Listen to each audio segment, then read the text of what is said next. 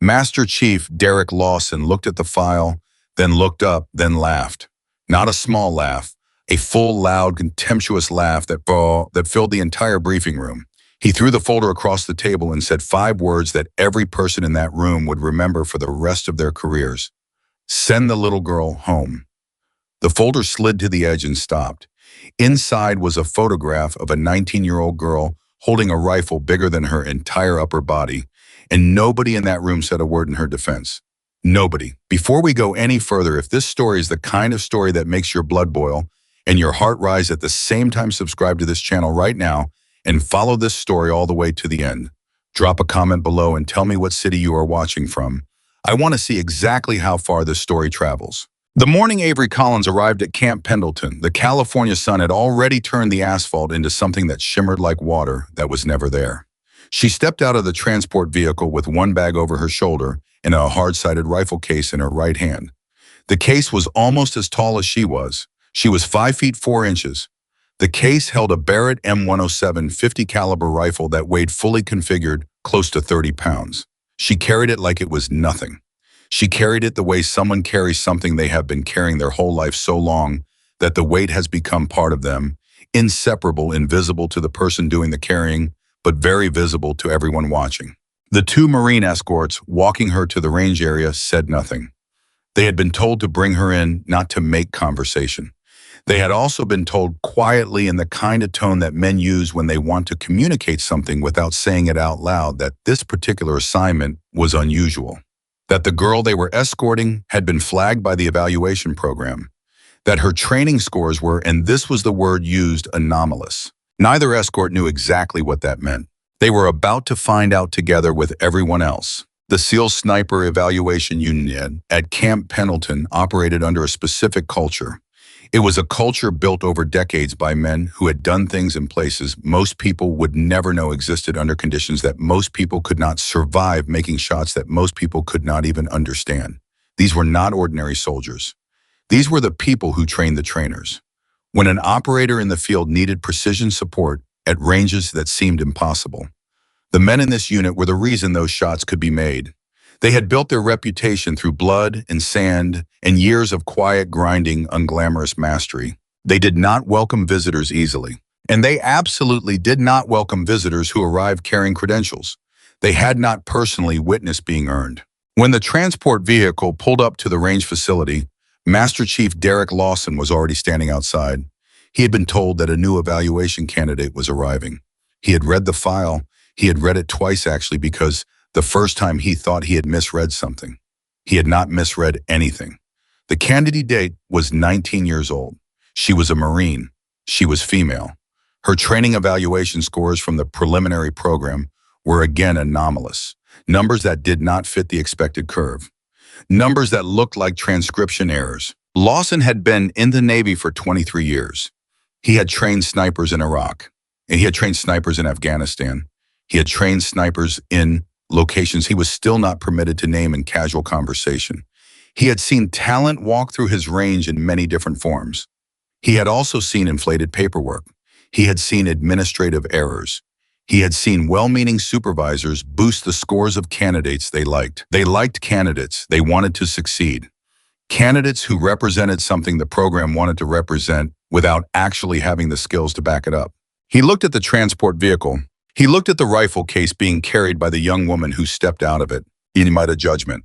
It took him approximately 4 seconds. "Tell me that's not our shooter," he said to the sergeant standing beside him. The sergeant checked his clipboard.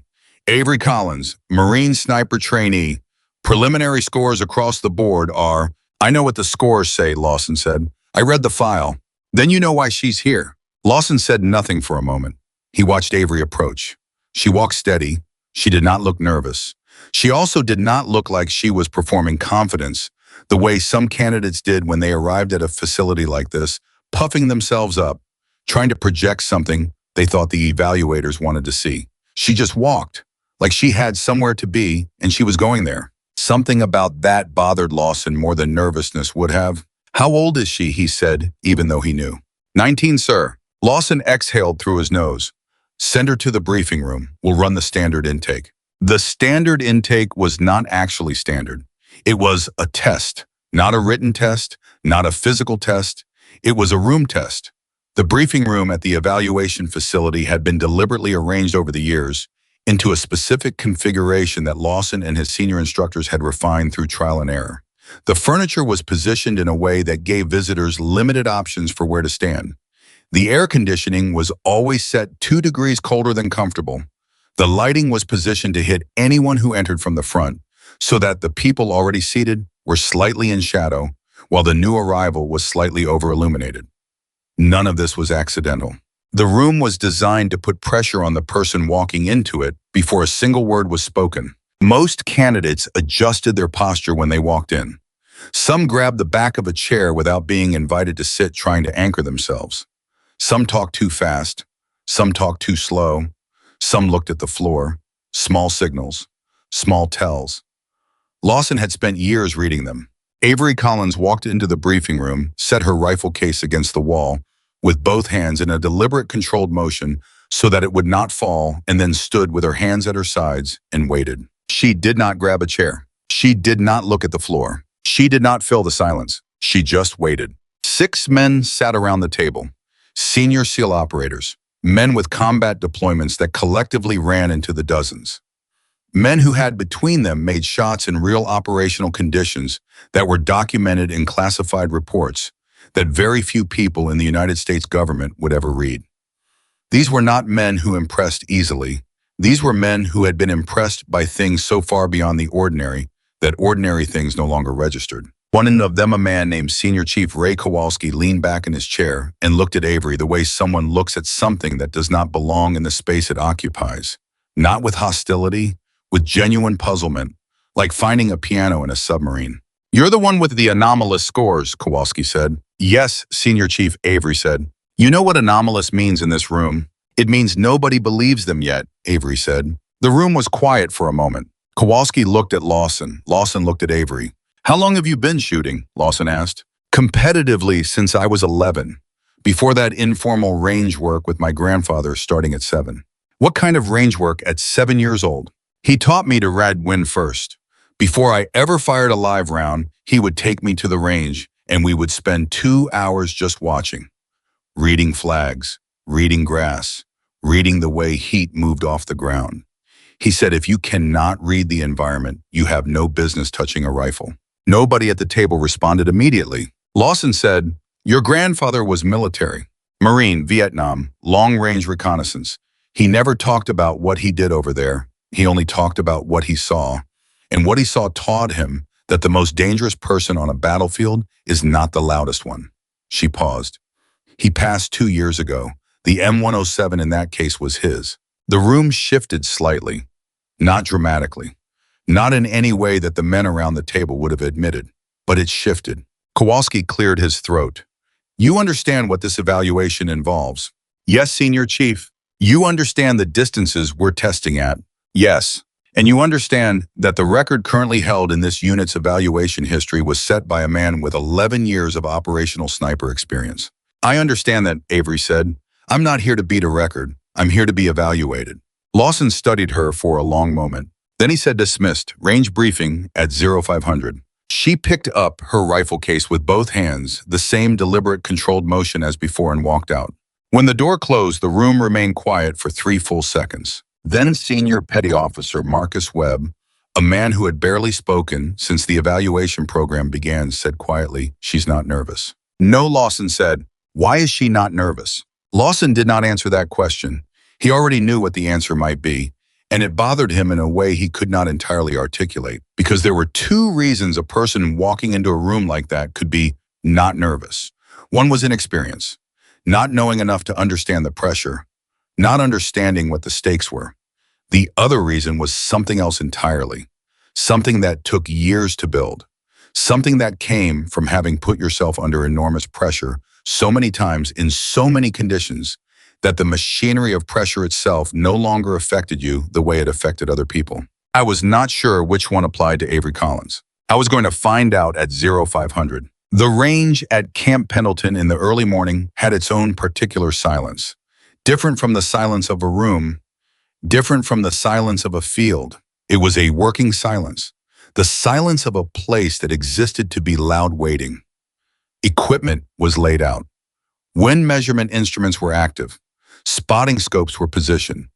The evaluation protocol required that each candidate shoot a progressive sequence of distances beginning at ranges that were challenging but achievable for a trained operator, and building incrementally toward distances that tested the absolute upper boundary of the weapon, the environment, and the shooter. The other candidates who were participating in the evaluation that week were experienced operators.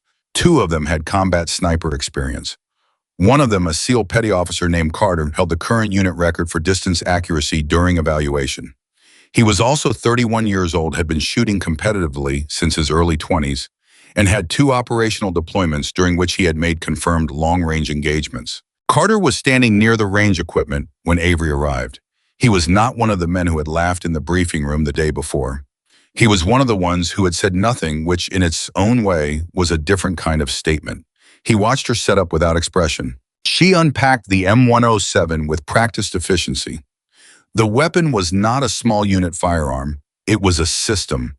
At nearly 30 pounds and nearly 5 feet in length, the Barrett 50 caliber was engineered for anti-material work, destroying equipment, disabling vehicles, engaging targets at distances where standard rifles became ballistic guesswork. The recoil of the weapon was significant.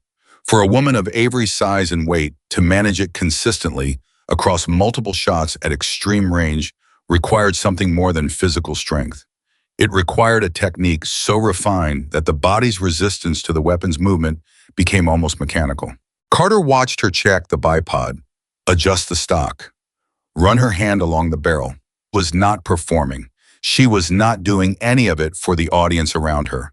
She was doing it the way a musician tunes an instrument, necessary, private, between her and the tool. First time on the M107 in an evaluation environment, Carter asked. She looked up. No. How many evaluation environments? Counting this one. Sure. 4, she said. The others were preliminary. This is the first Tier 1 evaluation. Carter nodded slowly. The recoil on that thing at extended range with a light shooter, you're going to get barrel movement between rounds. Consistency will be a problem. I know, she said. You have a solution for it. She looked at him, not defensively, directly. Yes. Carter waited, but she did not elaborate. After a moment, he nodded again and went back to his own equipment. Lawson called the candidates together for the range brief at exactly 0500. He ran through the protocol without ceremony. Progressive distances, scored on accuracy, consistency, and shot-to-shot correction. The day's evaluation would run through mid-morning. The top performers would continue to the extended distance phase in the afternoon. He did not look at Avery when he explained the protocol. He also did not look away from her, which was a different kind of statement. Any questions, he said. It was not really a question. Nobody spoke. Range is hot in 15 minutes. Positions. The first distance was 800 meters. For precision-trained operators, 800 meters was not a test of limits. It was a test of fundamentals. Wind hold, breath control, trigger discipline, the ability to make the mechanical process of firing a precision rifle disappear into pure intention, so that the shot became not an action, but a decision that the weapon then executed without interference. All 3 candidates engaged at 800 meters. All 3 hit. Avery's grouping was tighter, not by an enormous margin, but tighter. Lawson noted it without expression and said nothing. 1,200 meters. Again, all 3 candidates engaged. Again, all 3 hit. The wind had shifted slightly between the brief and the shooting, and all 3 candidates had adjusted. Avery's adjustment was faster. She had marked the shift before the range officer called it. Kowalski, watching through a spotting scope from behind the line, leaned toward Webb and said quietly, "She flagged that wind change 2 minutes before Carter did." Webb said nothing. "You see how she's reading the range? She's not looking at the flags the way the others are. She's watching the terrain, the ground disturbance, the grass movement at the mid-range point. Her grandfather taught her," Webb said. Kowalski looked at him. "That's what she said in the intake," Webb said. 2 hours reading the environment before ever touching a rifle. Kowalski looked back through the scope. 1,500 meters. The conditions tightened. At this distance, every variable compounded. The wind that was manageable at 1,200 became a negotiation at 1,500. The heat rising off the California desert created visible distortion through the scopes. The steel targets at 1,500 meters were not large. A miss at this distance did not mean a bad shooter. It sometimes meant a good shooter who had been given bad information by the environment. Carter hit on his second shot, having adjusted after his first round showed a predictable left drift. The second candidate, a petty officer named Rhodes, hit on his third shot. Avery fired once. The steel rang. Nobody said anything for a moment. Then Carter looked over at her position. He was not looking with hostility. He was looking with the specific expression of someone who has just seen something they did not expect and is making a rapid internal recalibration. Lawson called a break. During the break, one of the more junior instructors, a young petty officer named Daniels, who had been on the evaluation team for less than a year, walked over to where Avery was checking her equipment. He was 24 years old and had not been in the briefing room the day before. He did not have the years of calcified assumption that some of the others carried. "That single shot at 1,500, he said. "What was your hold?" Avery looked up. She seemed to assess whether the question was genuine or rhetorical. "I took 2 minutes before the shot," she said. "Watch the grass at the 700-meter mark. Wind was inconsistent, shifting between 2 and 4 miles per hour with a left-to-right component that was not consistent across the full range. But the shift had a pattern, 6 to 8 second intervals. I timed 3 cycles and calculated the average. Then I held for the average with a slight left adjustment, anticipating the next shift, and fired at the beginning of a new cycle." Daniel stared at her. "You timed the wind cycles." "It's a habit," she said. "My grandfather said wind does not do random things. It has reasons. If you watch long enough, you find the pattern. And if there is no pattern, then you wait until there is one," she said simply. Daniels walked back to the line looking like a man who had just received information that required significant reorganization of several things he thought he understood. The afternoon phase moved to 1,800 meters. At 1,800 meters, the 50 caliber Barrett was operating in the territory where it was designed to work. This was not a round that was supposed to travel 1,800 meters through desert air and find a steel plate with consistency, but it could, in the right hands, with the right preparation. The physics of what the M107 could do was not in dispute. The physics of what most humans could ask it to do consistently under evaluation conditions was very much in dispute. The first candidate to shoot at 1,800 meters at the afternoon session was Carter. He was deliberate. He was unhurried. He took his time reading the environment. He fired his first round, and it impacted low and left a predictable result from the increased travel time and the wind pattern that had been building all afternoon. He made his correction. His second round hit. He fired 2 more for consistency. 3 out of 4 at 1,800 meters under those conditions was by any reasonable standard exceptional. The range officer noted his score. Rhodes went next. He hit 2 out of 5, still passing, still impressive. 1,800 meters in a desert crosswind with heat distortion was a different category of difficulty than anything that most shooters encountered in their careers. Then Avery settled into position. The range was quiet. Lawson stood behind the evaluation line, arms crossed, watching through his scope. He had watched a great many shooters at this facility over a great many years. He had watched men with extraordinary talent. He had watched men fall apart at this distance. He had watched the mental architecture of confidence crumble when the bullet traveled so far that the shooter could no longer maintain the intuitive connection between intention and result. At 1,800 meters, a round was in the air for more than 2 seconds. 2 seconds was an eternity for a shooter's doubt to fill. Avery lay still. She was not still the way a frozen person is still. She was still the way water in a deep container is still, moving in ways that were too small to see from a distance but present. Breathing, heart rate management, the infinitesimal adjustments of a body that was not fighting the rifle but cooperating with it. She fired. 1 second, 2 seconds, 3 seconds. The steel rang. She fired again without adjusting. Same hold. The steel rang again. A third shot. The steel rang. Then she stopped. She did not fire a fourth shot. She had made her statement. Behind her, nobody cheered. It was not that kind of environment, but the silence that followed was different from the silence before she fired. The silence before was the silence of waiting. The silence after was the silence of people recalibrating. Lawson lowered his scope. He looked at Kowalski. Kowalski looked back at him. Neither man said anything. Webb, who was standing slightly to the left, said very quietly, 3 for 3 at 1,800. I know what I saw, Lawson said. Serd Webb said, her grouping at that distance is tighter than Carter's grouping at 1500. Lawson said nothing for a full 10 seconds. Then he said, I know. The evening debrief was supposed to be procedural. Score review, environmental conditions. Notes for the following day, it was supposed to be 30 minutes. It ran for 2 hours. Not because of anything Avery said. She said very little in the debrief. She answered direct questions directly and offered nothing additional.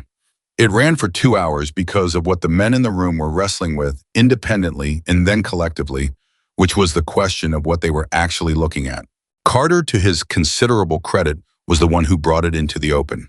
I want to say something, he said. The room quieted. I've been in this program for 3 years. I've been shooting competitively for 9 years before that. Today, at 1,800 meters, I shot 3 out of 4. That is the best I have ever done at that distance in an evaluation environment.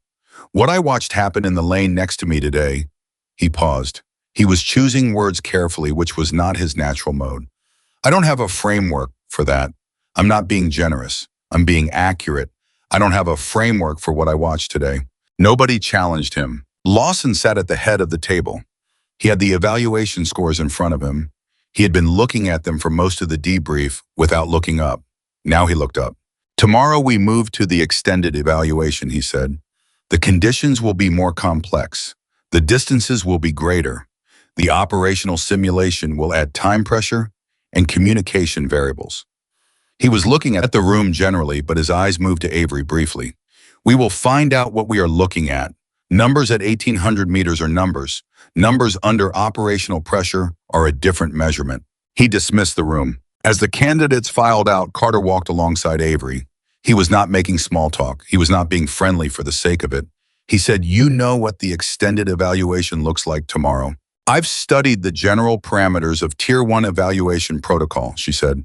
That's not what I asked. She looked at him. I asked if you know what it looks like, he said, because there's a difference between understanding a protocol and understanding what it does to a person. It's not the distance that gets to you in the extended evaluation. It's the silence around the distance, everything that fills that silence. The doubt, the time, the weight of the shot that hasn't happened yet. He paused. Your grandfather teach you about that? Avery was quiet for a moment. He told me, she said carefully, that the most important thing a sniper carries is not the rifle. It is not the ammunition. It is not the equipment. The most important thing is the conversation they have with themselves in the quiet. He said you have to win that conversation before you ever touch the trigger. She paused. He also said the only way to get good at winning that conversation is to have it as many times as possible before the shot that actually matters. Carter looked at her. How many times have you had it? He asked. Enough, she said. She walked toward the barracks. Carter stood in the hallway for a moment alone. Then he walked back towards the debrief room, stuck his head in the door and found Lawson still sitting at the table with the score sheets. Chief, Carter said. Lawson looked up. Carter said, I don't think her scores are anomalous. Lawson said, what do you think they are? Carter thought about it. Accurate, he said. High left. Lawson sat in the empty room for a long time after that. High thought about the 4 seconds it had taken him to make his judgment when the transport vehicle pulled up that morning. The 4 seconds in which he had looked at a young woman carrying a large rifle case and decided without any additional information what she was and what she was not. He had been evaluating shooters for 8 years. He had developed instincts that were by most measurements reliable. He trusted those instincts. He had trusted them because they had served him well in most situations. Most situations. Not all of them. The score sheets in front of him did not care about his instincts. The score sheets in front of him said something specific. They said that a 19-year-old woman who had been dismissed by every person in this facility within 4 seconds of arrival had on the first day of a Tier 1 evaluation produced results that were not just acceptable. They were in several measurable categories the best results produced in this facility during an evaluation session in 4 years. He picked up the score sheet and read it again. It did not change. He set it down. I thought about what Carter had said. Accurate, not anomalous. Accurate. The difference between those two words was enormous. Anomalous meant something was wrong with the data. Accurate meant the data was right and something was wrong with the assumptions. He sat with that for a long time. Then he picked up his phone and called the program coordinator. "Extend the evaluation window by 2 days," he said. "Sir, I need more data," Lawson said. I did not explain what the data was for. I did not need to. But sitting in that room alone, looking at score sheets that refused to be anything other than what they were, Derek Lawson was doing something he had not done in a very long time. I was revising, not the scores. The 4 seconds. I was sitting in an empty room at Camp Pendleton, California, in the late evening, with all his years and all his combat and all his certainty, and he was taking 4 seconds apart, piece by piece, to find out exactly what they were made of. And what he found when he got down to it was not instinct. What he found when he got all the way down to the core of those 4 seconds was something much simpler and much harder to acknowledge. What he found was assumption. And the score sheets on the table in front of him, the score sheets with Avery Collins' name at the top and numbers that refused to be anything other than what they were, those score sheets were the most efficient argument against assumption that he had encountered in 23 years. He sat with it, and he had to, because tomorrow the extended evaluation began. And something in him, something that had been in the business of honest assessment for long enough to know what honest assessment felt like, told him that tomorrow was going to require him to be better than he had been this morning. Avery Collins had already proven she was. The question now was whether the rest of them could catch up. The night after the first day of evaluation, Derek Lawson did not sleep. He sat at his desk in his quarters with the score sheets spread out in front of him and a cup of coffee that had gone cold an hour ago, and he read the numbers again. Not because he had forgotten them, because he was hoping they would change. They did not change. They had not changed the first 4 times he read them, and they did not change now. Avery Collins, day 1 scores, 1,800 meters, 3 for 3, grouping tighter than anything produced in this facility during a first-day evaluation in 4 years. He pushed the papers aside and looked at the wall. Han had called the program coordinator and extended the evaluation window by 2 days. He had told himself it was because he needed more data. That was true, but there was something underneath that truth that he had not fully examined yet, something that sat at the bottom of his chest like a stone that had not been there yesterday morning. And what it was, if he was honest, was this: he was afraid. Not of Avery Collins, not of her scores. He was afraid of what her scores meant about the 4 seconds he had spent in the parking lot that morning, making a judgment that he had been completely, measurably, documentably wrong about. Derek Lawson had not been wrong about a shooter in 8 years. I was not sure what to do with that. He picked up his phone, set it down, picked it up again, called Kowalski. Kowalski answered on the second ring, which meant he was also awake. "I was wondering when you'd call," Kowalski said. "You've been sitting on it, too," Lawson said. "Since the second shot at 1,800, Kowalski said. "That second shot, Chief," she did not adjust. Same hold. She knew the first shot was good before the steel confirmed it. She knew. That's not supposed to be possible at her experience level. A lot of things today were not supposed to be possible at her experience level. Lawson was quiet. "Say what you're thinking," Kowalski said. "I'm thinking I threw a folder at a wall yesterday because a 19-year-old girl showed up carrying her grandfather's rifle," Lawson said. "And I'm thinking that every man in that room watched me do it, and not one of them said anything because they agreed with me. And I'm thinking that today that same 19-year-old girl produced evaluation scores that I would have celebrated if they came from Carter or Rhodes or any operator with a decade of experience." He paused. "And I'm thinking about what that says." Kowalski let the silence sit for a moment. "It says we made an assumption. It says I made an assumption. We all made it. I made it loudest," Lawson said. "I made it in front of everyone. I ripped the folder in half, Ray, in front of my entire evaluation team." Another silence. "What are you going to do?" Kowalski asked. "What I should have done yesterday," Lawson said. "Evaluate the shooter in front of me instead of the shooter I expected to see." Han hung up. He looked at the score sheets one more time. Then he turned off the light. He still did not sleep, but at least now he knew what the weight in his chest was. It was accountability, and he was going to have to carry it into the range at 0500 and do something with it.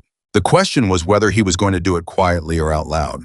He knew the answer before he finished asking it. A man who had spent 23 years demanding honesty from the men under his command did not get to practice dishonesty with himself. "I was going to do it out loud." 0500 came fast. The range was cold in the early morning. The kind of cold that the California desert produces before the sun arrives to burn it away. The kind that gets into the joints and reminds a person that the body is a machine with tolerances and maintenance requirements. The candidates were assembled. Carter, Rhodes, Avery, 3 evaluation instructors, Kowalski on the spotting scope, Daniels running equipment. Lawson stood in front of them. He did not run through the protocol first. He did not check equipment. He stood in front of the assembled group, all of whom were looking at him with the specific attentiveness of people who had learned that when this particular man deviated from routine, it meant something worth paying attention to. He said, "Yesterday I reacted to one of our evaluation candidates in a way that was unprofessional and that was not consistent with the standards I hold this program to." He did not look at Avery specifically. He looked at the group. "I made a judgment before I had data. In a program built on the principle that a shooter is evaluated on what they produce in the lane, and nothing else, I violated that principle before the first round was fired. That was wrong." He paused. "It will not happen again." The range was very quiet. Carter looked at Avery. Avery was looking at Lawson. Her expression had not changed significantly from her baseline expression, which was focused and unreadable. But something in her jaw had relaxed very slightly. So slightly that only someone looking very carefully would have noticed it. Carter noticed it. "I thought she has been carrying that since yesterday morning, and she did not show it once. Not in the intake, not on the range, not in the debrief. She carried it through all of it and did not let it touch her shooting." He felt something shift in his chest that he did not have a precise word for. Respect was part of it, but it was not all of it. Lawson said, "Range is hot in 10 minutes, same progressive sequence. Today we add operational variables. Wind reading is no longer provided by range instruments. Environmental assessment is the candidate's responsibility from the start of each shooting phase. Communication protocols, our active candidates will be receiving target acquisition information through radio and will be responsible for confirming target data independently before engaging." He looked at each of them in turn. Questions. Rhodes said, "What are the extended distances today?" "You'll know them when we get there," Lawson said. "That's part of the evaluation." Nobody said anything else. "Positions," Lawson said. They moved to the range. Avery walked to her lane. She set up the M107 with the same efficiency as the day before. Checked the bipod. Checked the stock. Ran her hand along the barrel. Then she did something that Daniels noticed and that he mentioned quietly to Kowalski through his headset. She spent 4 minutes before the range went hot doing nothing but looking at the environment. Not through the scope, not through any instrument, just looking. Watching the way the cold morning air moved across the terrain in front of her. Kowalski keyed his headset back and said, "Her grandfather's method." Daniels said, "She's reading the environment before she picks up a single instrument." "That's right," Kowalski said. "Chief Lawson used to do that," Daniels said. Kowalski was quiet for a moment. "Yes," he said. "He did, a long time ago, before he started believing he already knew what the environment was going to tell him." Daniels thought about that but did not respond. The range went hot. The first communication came through the radio at 1,000 meters, a simulated target acquisition scenario. The radio operator running the scenario from the range control station gave a target description, a grid reference, and a time window. The candidates were required to locate the target independently, using their own environmental assessment and range data confirm the identification, and then engage within the time window. Carter confirmed in 40 seconds and engaged at 45. Rhodes confirmed in 55 seconds and engaged at 60. Avery confirmed in 31 seconds. She had not just confirmed faster. She had confirmed more completely. The range control operator, a petty officer named Torres, who had been running evaluation scenarios for 2 years, noted afterward that her target confirmation callback had contained 2 pieces of environmental data that the scenario brief had not provided a wind shift assessment at the mid-range point, and a target movement pattern observation that were accurate and that neither of the other candidates had included. Torres flagged it in the evaluation log and then called Kowalski directly. "She gave me data I didn't give her," Torres said. "I know," Kowalski said. "She's running ahead of the scenario." "She's not running ahead of the scenario," Kowalski said. "She's running the actual environment. The scenario is an approximation of the actual environment. She's running the real one." Torres did not respond immediately. Then he said, "That's the difference, isn't it?" "That is always the difference," Kowalski said. At 1,400 meters, the operational variable intensified. The radio communication was deliberately degraded.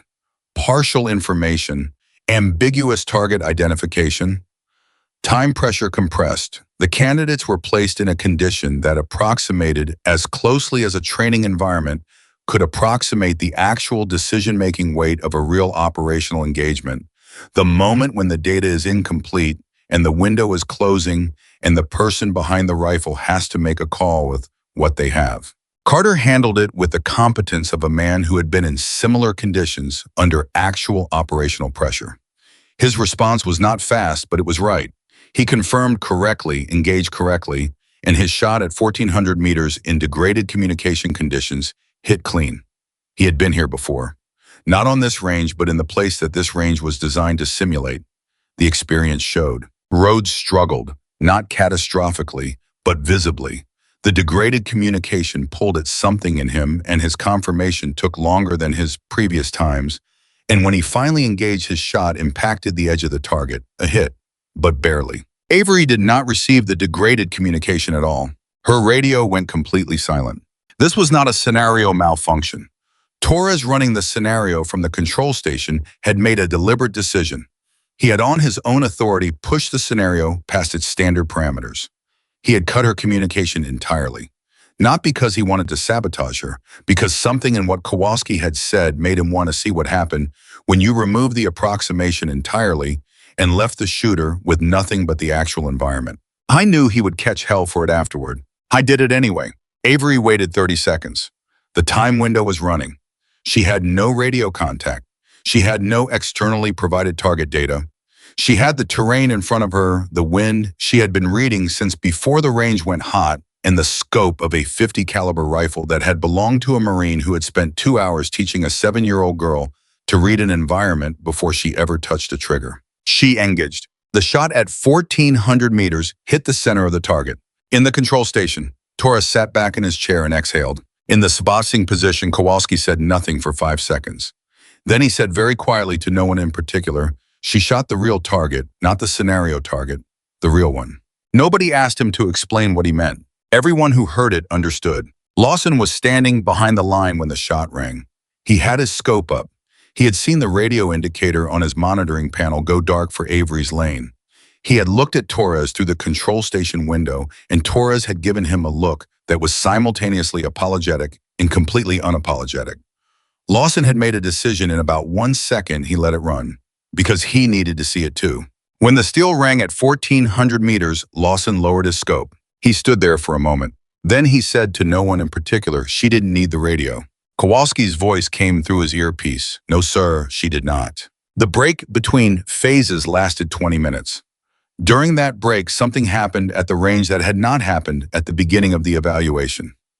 Carter walked over to Avery's lane, sat down on the equipment case next to her position, and asked her a direct question. "Walk me through the no radio shot," he said, "step by step." Avery looked at him. This was not a hostile question. She read that clearly. This was a man who wanted to understand something. When the radio went silent, she said, "I had 30 seconds left in the window. I had been reading the environment for 4 minutes before the range went hot. I had a complete picture of what the wind was doing at the 1,200 meter point and at the 800 meter point. I had observed a target movement pattern through my scope during the confirmation phase that told me where the target was most likely to stabilize at the end of its cycle. When the radio went dark, I did not have the scenario data, but I had something better. I had what was actually in front of me." Carter was quiet for a moment. Most shooters, when the communication drops, they freeze. They wait for the system to give them something. They've been trained to operate inside the system, so when the system breaks, they stop. "My grandfather never had a system," Avery said. "He had a rifle and what he could see. He said the system is a convenience. The environment is the truth. If you have been listening to the environment from the beginning, the system going dark is not a crisis. It is just quiet." Carter looked at the range in front of them. "Where did he serve?" Carter asked. "Vietnam," Avery said. "Long-range reconnaissance. He was in places where there was no radio support and no extraction window and no system of any kind. Just the terrain and the mission and the decision." "He teach you that too, the decision piece?" Avery was quiet for a moment. He taught me that a decision made with incomplete information is not a bad decision, she said. It is the only kind of decision that actually exists. Complete information is an illusion. Every shot is a decision made with what you have. The shooter who waits for complete information never shoots. The shooter who learns to decide with what is real, that person is dangerous. Carter sat with that for a long moment. Then he said, I've been in this program for 3 years and nobody has ever said that to me that clearly. My grandfather said it to me when I was 9, Avery said. He said it while we were eating breakfast. Carter almost laughed, not mockingly, with something that was close to wonder. How long ago did he pass? He asked. 2 years, she said. 8 months before I scored high enough on the preliminary evaluation to be flagged for this program. He knew you'd make it. Avery was quiet for a moment. When she spoke, her voice was the same. Level, controlled.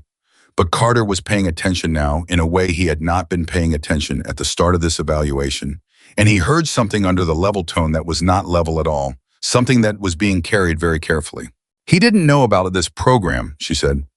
He died before the flags came through. But before he died, he told me something. She paused. He said the rifle will go places I cannot. He didn't explain what he meant. He just said it and then changed the subject and we ate breakfast. She looked at the M107 in front of her. I think I know what he meant now. Carter stood up. He looked at her for a moment. I think he said carefully that this evaluation is going to go to places that none of us expected it to go. He walked back to his lane. Avery put her hand on the stock of the M107, just for a moment, just resting there, not adjusting anything, not checking anything. Then she removed her hand and got ready for the next phase. The afternoon brought the twist that nobody in the evaluation had been briefed on. Lawson gathered the candidates in the evaluation team at 1300 hours and told them that the afternoon session would not follow the standard progressive distance protocol. He said it without preamble. He said it the way he said everything, which was as though the information was simply available, and he was making it available without ornamentation.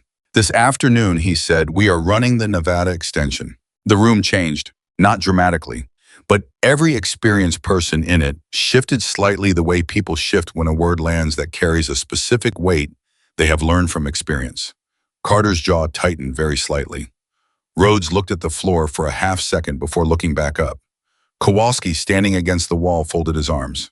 Daniels, who had been in the program for less than a year, leaned slightly toward Torres and said quietly, What's the Nevada extension? Torres spoke from the corner of his mouth. Extended distance evaluation. Nevada site, 2,100 meters minimum.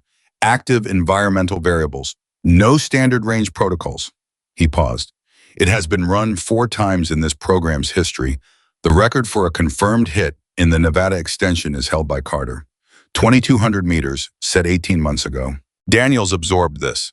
Has anyone ever failed it completely, he asked. 2 candidates, Torres said, both experienced operators.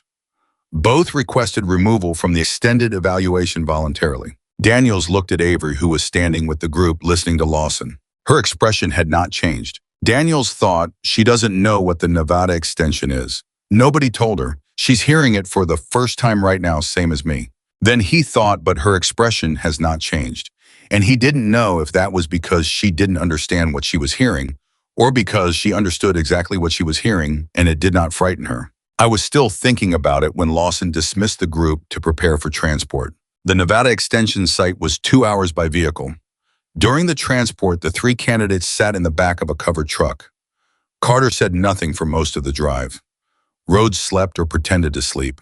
Avery sat with her eyes open, looking at nothing in particular, and most people would have assumed she was resting or thinking about nothing specific. But Daniels, who was riding in the front and could see her through the gap in the cab divider, noticed that her lips were moving very slightly. Not speaking, calculating. She was running numbers in her head for 2 hours in the back of a transport truck, preparing for a shot at a distance and in conditions she had not yet seen. He faced forward and did not mention it to anyone. I thought her grandfather taught her to prepare before she arrives, to never walk into an environment cold, to have done as much of the thinking as possible before the moment comes, so that when the moment comes, the thinking is already done and what's left is only the shot. I thought about that for a long time. The Nevada site was a valley. That was all Daniels could say about it without getting into the specifics of terrain description. What mattered about it was the wind. The valley created a channel that produced crosswind conditions that were not predictable in the standard way. The wind at this site did not follow the patterns that shooters trained on in California. It moved in 3 dimensions simultaneously. It came off the ridgelines at angles. It interacted with the heat rising from the valley floor in ways that created microconditions that shifted every few minutes. It was as an evaluation environment specifically designed to break the assumptions that trained shooters brought to a range. It was designed to punish the shooter who arrived believing they already knew what the wind was going to do. Lawson had chosen this site for this evaluation deliberately, not to punish Avery specifically. He had chosen it before she arrived. He had chosen it because he wanted the extended evaluation to test something that standard range environments could not test, which was the ability to read genuinely unpredictable conditions and make accurate decisions inside them. What he had not anticipated was that the candidate best equipped to handle genuinely unpredictable conditions would be the one he had tried to remove from the evaluation before it started. The irony was not lost on him. He set up the evaluation parameters personally, 2,100 meters for the initial phase. Target was a steel silhouette on the far ridge. Wind instruments were available, but per the Nevada Extension Protocol were not provided to the candidates. Environmental assessment was entirely individual. Carter went first. He spent 6 minutes reading the environment before his first shot. This was not hesitation.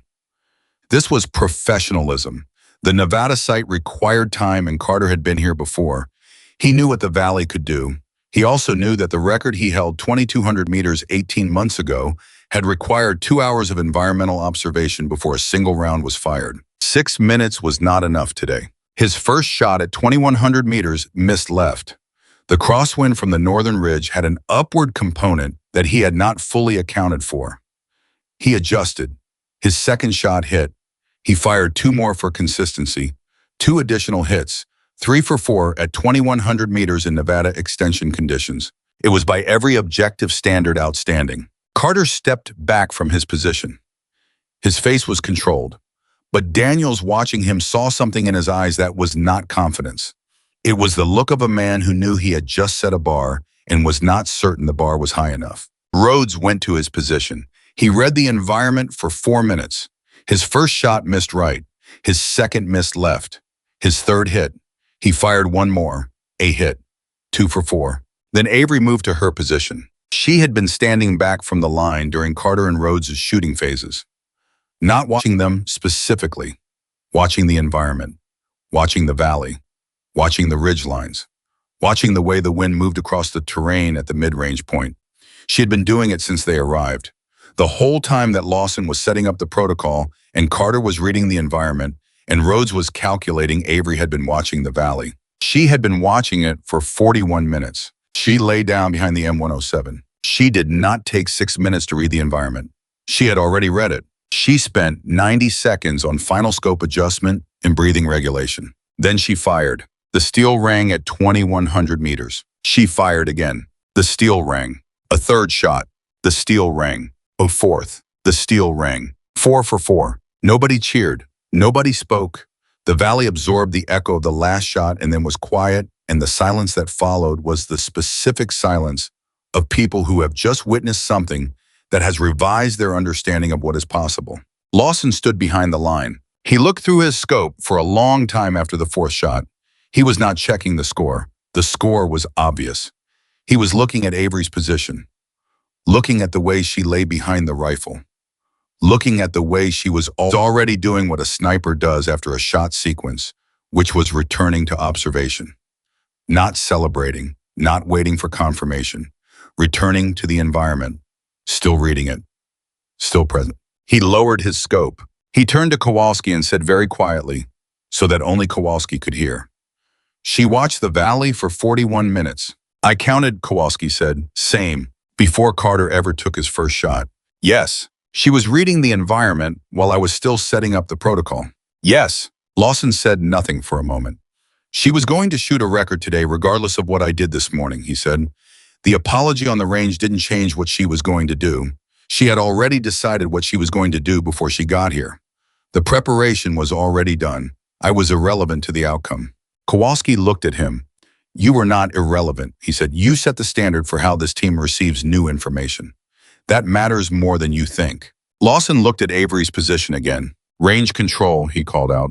Torres's voice came back immediately. Sir, extend to 2200. A pause. Sir, that's the current record distance. I know what it is, Lawson said. Extend it. Another pause.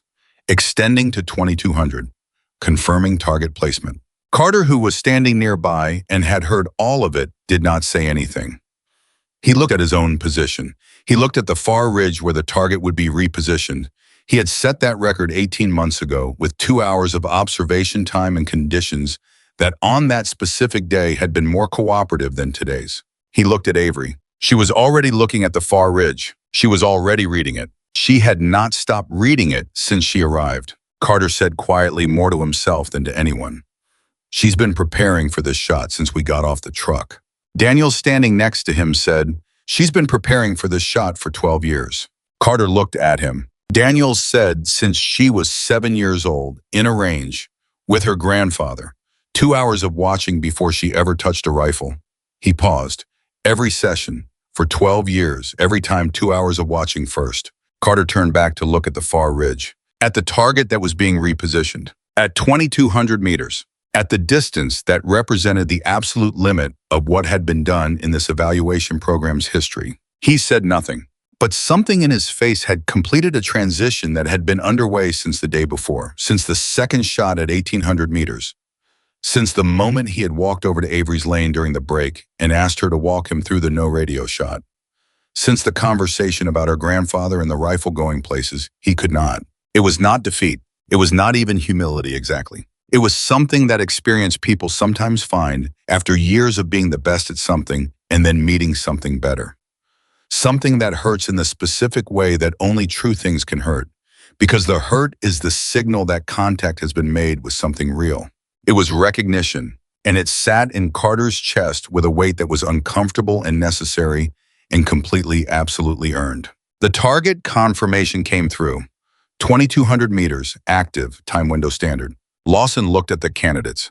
Collins, he said. Avery moved to the position. She lay down. She settled. She had been watching the far ridge for 47 minutes now. She breathed. She was still.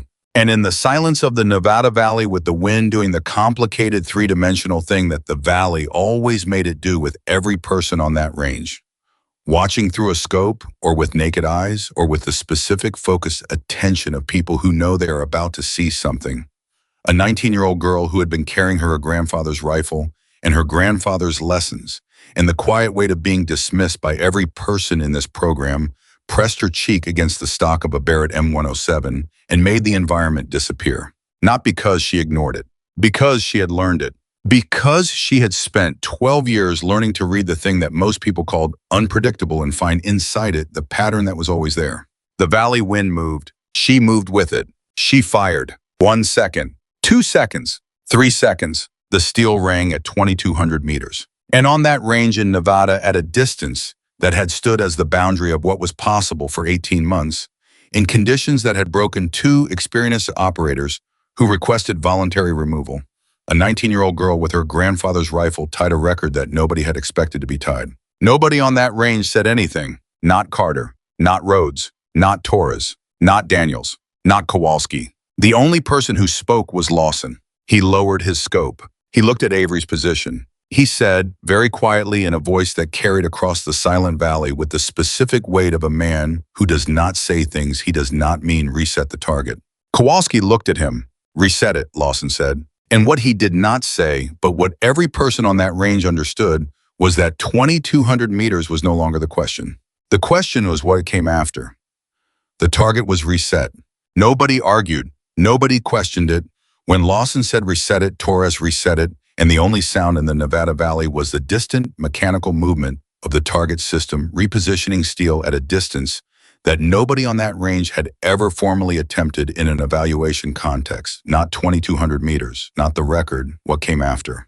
2300 meters. Daniels heard the number come through Torres's headset, and he felt something happen in his stomach that he could not name precisely.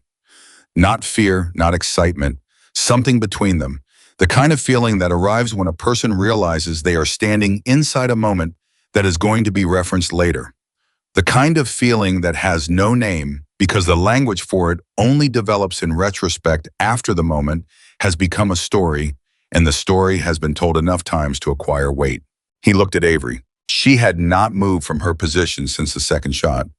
She was still behind the rifle, still reading, still present in the specific way she was always present, which was completely without reservation, without any part of her attention anywhere other than exactly where she was. Carter walked up beside Daniels. He said nothing. He was looking at the far ridge where the target had been repositioned. His jaw was set, not hard, just set. The expression of a man who has accepted something he did not ask to accept and is deciding what to do with the acceptance. After a long moment, Carter said 2,300. Yes, Daniels said. Nobody's done that here. No. In this valley, with this wind pattern. No. Carter breathed in, breathed out. She's been reading that ridge for 53 minutes, he said. I know, Daniels said. Neither of them said anything else. Lawson walked to the edge of the line. He stood behind Avery's position without crowding it, without imposing anything on the space she had built around herself in the last hour. He looked through his scope at the repositioned target. He did the calculation in his head the way he always did, not because he needed to run the official calculation, but because he needed to know what he was asking. A 50 caliber round at 2,300 meters in a crosswind with the specific valley dynamic that this site produced. Bullet flight time just under 3 seconds. Wind drift in current conditions based on what he had been reading himself since they arrived somewhere between severe and extreme depending on the cycle. Temperature affecting velocity. Elevation differential between position and target. Every variable compounding on every other variable until the cumulative uncertainty at that distance in those conditions was something that experienced snipers described simply as humbling.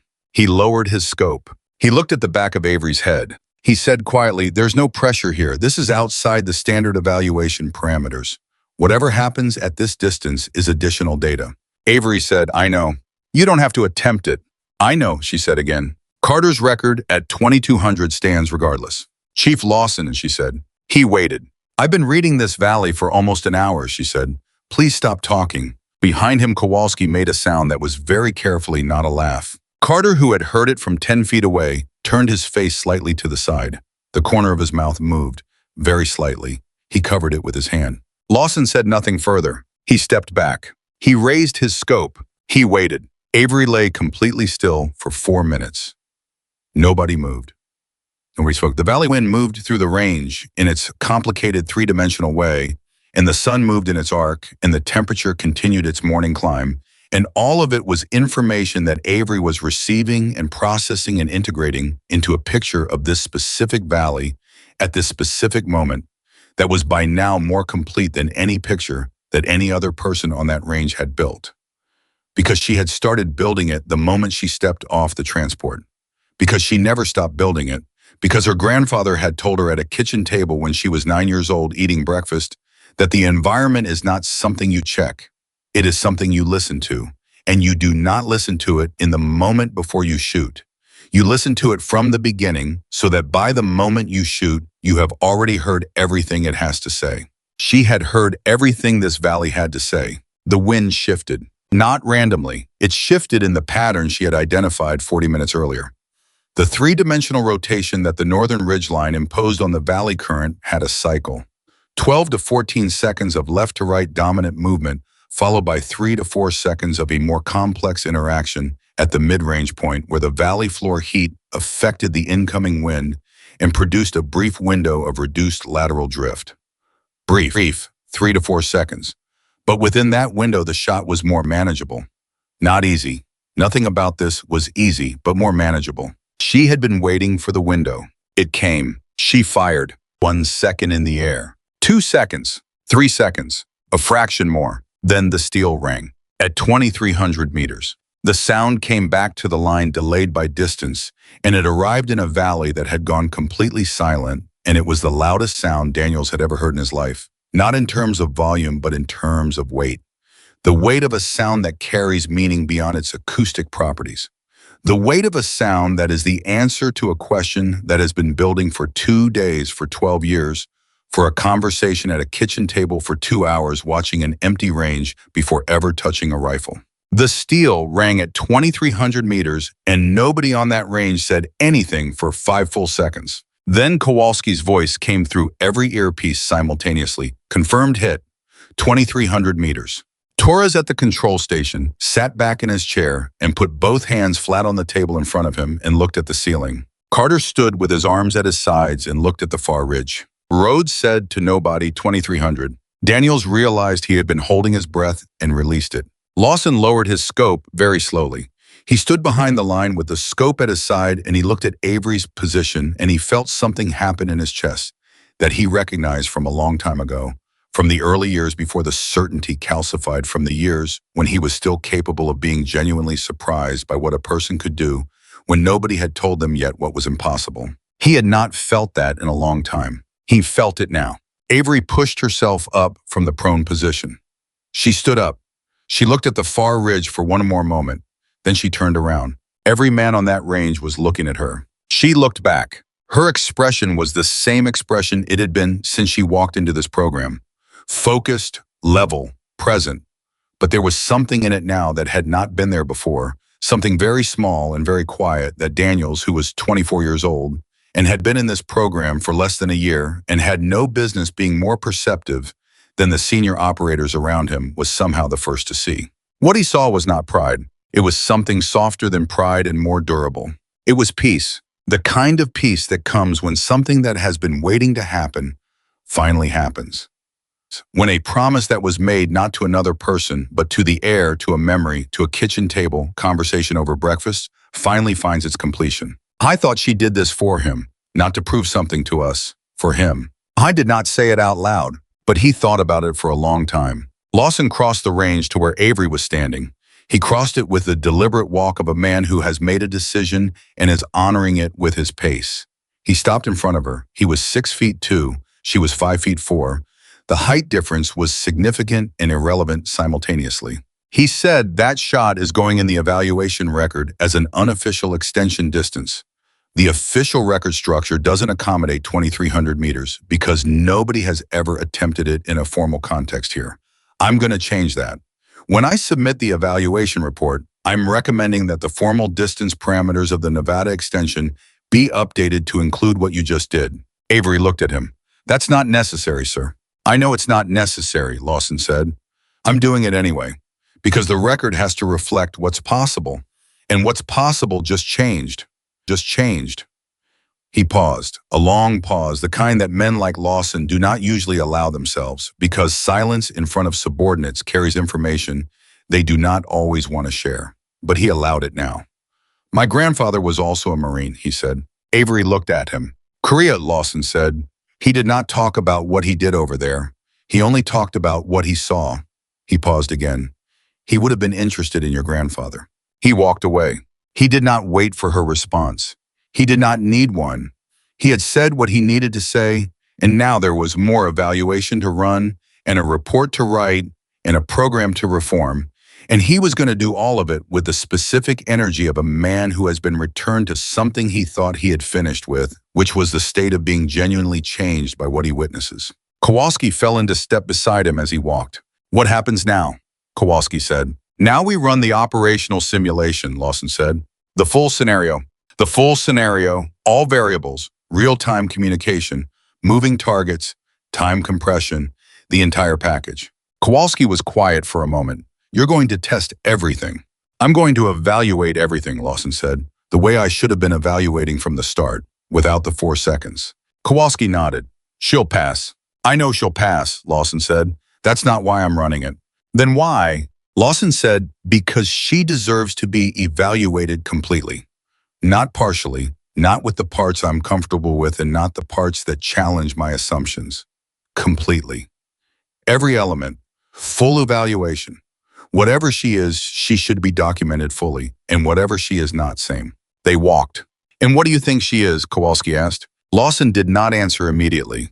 He thought about the score sheets, the briefing room, the 4 seconds in the parking lot, the second shot at 1,800 meters that did not require an adjustment, the no radio shot at 1,400, the 41 minutes of observation before the Nevada shots. The window she identified in the valley wind pattern that he himself had noted in his own mental range assessment and had categorized as too brief to be usable. She had used it. He said, "I think she's what the scores said she was from the beginning." Anomalous, Kowalski said. Accurate, Lawson said. The operational simulation was scheduled for the following morning. The 2-hour window between the Nevada extension and the end of the day was used for equipment, maintenance evaluation log, documentation, and the kind of informal conversation that happens after something significant has occurred, and the people who witnessed it need to process it without appearing to process it, because the culture they operate in does not easily accommodate open emotional processing, but cannot entirely suppress the need for it. Carter found Avery near the transport vehicles. She was checking the M107 case running through the post-range protocol that her grandfather had taught her. Every surface checked every component, verified every piece of the system accounted for before the case was closed. She did it the same way she always did everything. Methodically, completely, without rushing. Carter said, "I want to tell you something." She looked up. "The record I set 18 months ago," he said. 2,200 meters. I set it in a Nevada extension session in November. The conditions that day were different from today. The wind pattern was simpler. There was no northern ridgeline interaction because the session ran late and the temperature differential that creates the interaction had normalized by the time I shot. He paused. "I want you to know that because I don't want the record comparison to be inaccurate. What you did today was in harder conditions than what I did 18 months ago." Avery was quiet for a moment. "Why are you telling me this?" "Because the record is going in the evaluation log, and the evaluation log doesn't capture conditions in a way that would show the difference," Carter said. "The number at the top of the log is going to be the same. 2,200 meters, Carter. 2,300 meters, Collins. But the context matters, and I want you to have it from me directly." She looked at him for a long moment. "That's an honest thing to say," she said. "It's the accurate thing to say," Carter said. "I've been in this program long enough to know the difference between a record and a performance.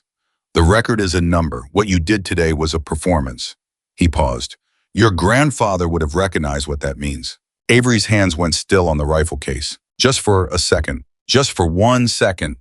Something moved across her face that was not the controlled level expression that had been there since day one. Something that lived behind the control that was older and softer and more easily hurt than anything on the range had been able to touch. Then it was gone. She looked back at the case and continued the protocol.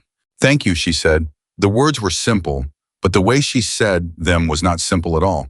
The way she said them was the way a person says something when they mean it in more directions than the obvious one.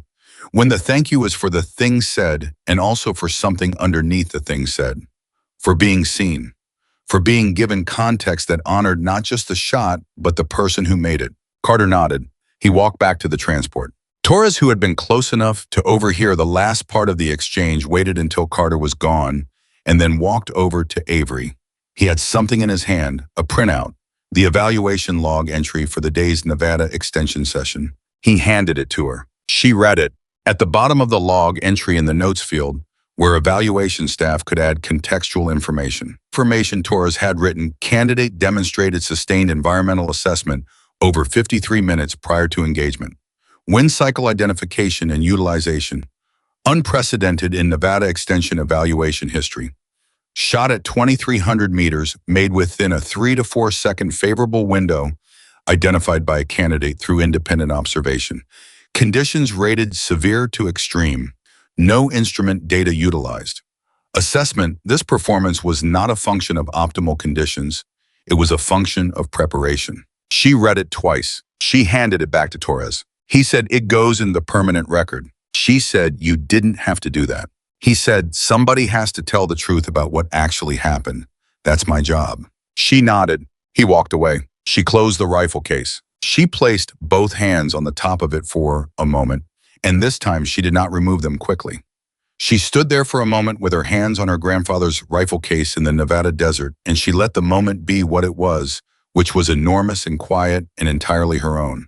Then she picked it up and walked to the transport. The night before the operational simulation, the evaluation team gathered informally in the common area of the base facility. Not a debrief, not a scheduled meeting, just a natural gathering of people who have been through something together and need to be in the same room without an agenda. Coffee, food from the mess, the low-level conversation of people who are still processing. Rhodes, who had been largely quiet throughout the evaluation, sat across from Daniels and said, "Can I ask you something?" Daniel said, "Sure. You've been watching her from the beginning, before any of us were paying attention." "I've been watching everyone," Daniel said. "No," Rhodes said. "You've been watching her specifically. Since the intake, I noticed." He paused. "What did you see first that made you pay attention?" Daniels thought about it. "She wasn't nervous," he said. "That's what Webb said in the briefing." "Right. But there's two reasons a person's not nervous." "Rhodes, when I walked into my first evaluation at this facility, I wasn't nervous either. And the reason I wasn't nervous was because I didn't know enough to be. I didn't understand the weight of what I was walking into. I thought I did, but I didn't. And that kind of not nervous looks a specific way. It looks like youth. It looks like inexperience. It looks like somebody who hasn't figured out yet that they should be scared." "And with her," Rhodes said. "With her, it looked like something else," Daniel said.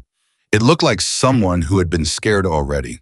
Many times, had been scared and had done the thing anyway, and had come out the other side and had done it again, and had come out the other side again. Until the fear was not gone. I don't think it's ever gone for people like her, but it was familiar. It was managed. It had a place in the system, and it knew to stay there." Rhodes was quiet. "Her grandfather built that," Daniel said. 12 years of being put in uncomfortable situations and being told to observe instead of act. 2 hours of watching before you're allowed to touch the rifle. That's not just a training method. That's a philosophy of discomfort management. He was teaching her from 7 years old that the most threatening part of any situation is the part you haven't read yet. And the cure for that is to read until there is no unread part left. And once there is no unread part left, there is nothing to be afraid of, because you know what you're dealing with. Rhodes said, "In the shot today, 2,300 meters. There was no unread part of that valley by the time she fired." Daniel said, "She had read all of it." Rhodes nodded slowly. He looked into his coffee cup. "I've been shooting for 9 years," he said. "I've never spent 2 hours just watching before a session. I've never done it once." "Neither have I," Daniel said. "You think it would work?" Daniels thought about the shot at 2,300 meters. The window of 3 to 4 seconds that Avery had identified in the valley wind pattern and waited for and used with a precision that was, when you understood the preparation behind it, not actually surprising. It was the natural result of what happened when a person listened to an environment for long enough to hear what it was saying. "Yes," Daniel said, "I think it would work." Rhodes set down his cup. He said, "I'm going to start doing it." Daniels looked at him. "From tomorrow," Rhodes said, "every session, 2 hours of observation first. Whatever she learned from it, I want to learn from it too." He paused, not because of the record, because of what the record means, what it says about preparation versus assumption, about patience versus instinct, about what you can hear if you stop assuming you already know what the environment is going to tell you. Daniel said nothing. Rhodes said, "Her grandfather never met any of us. He died 2 years ago, but what he built in her is already changing how we think about what we do." He paused. "That's not nothing." "No," Daniel said, "that's not nothing at all." In the corner of the common area, Lawson was sitting alone with a notebook.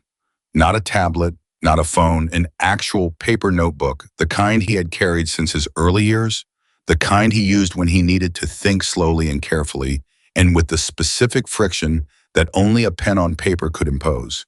He was writing the evaluation notes for the report he would submit when the program ended.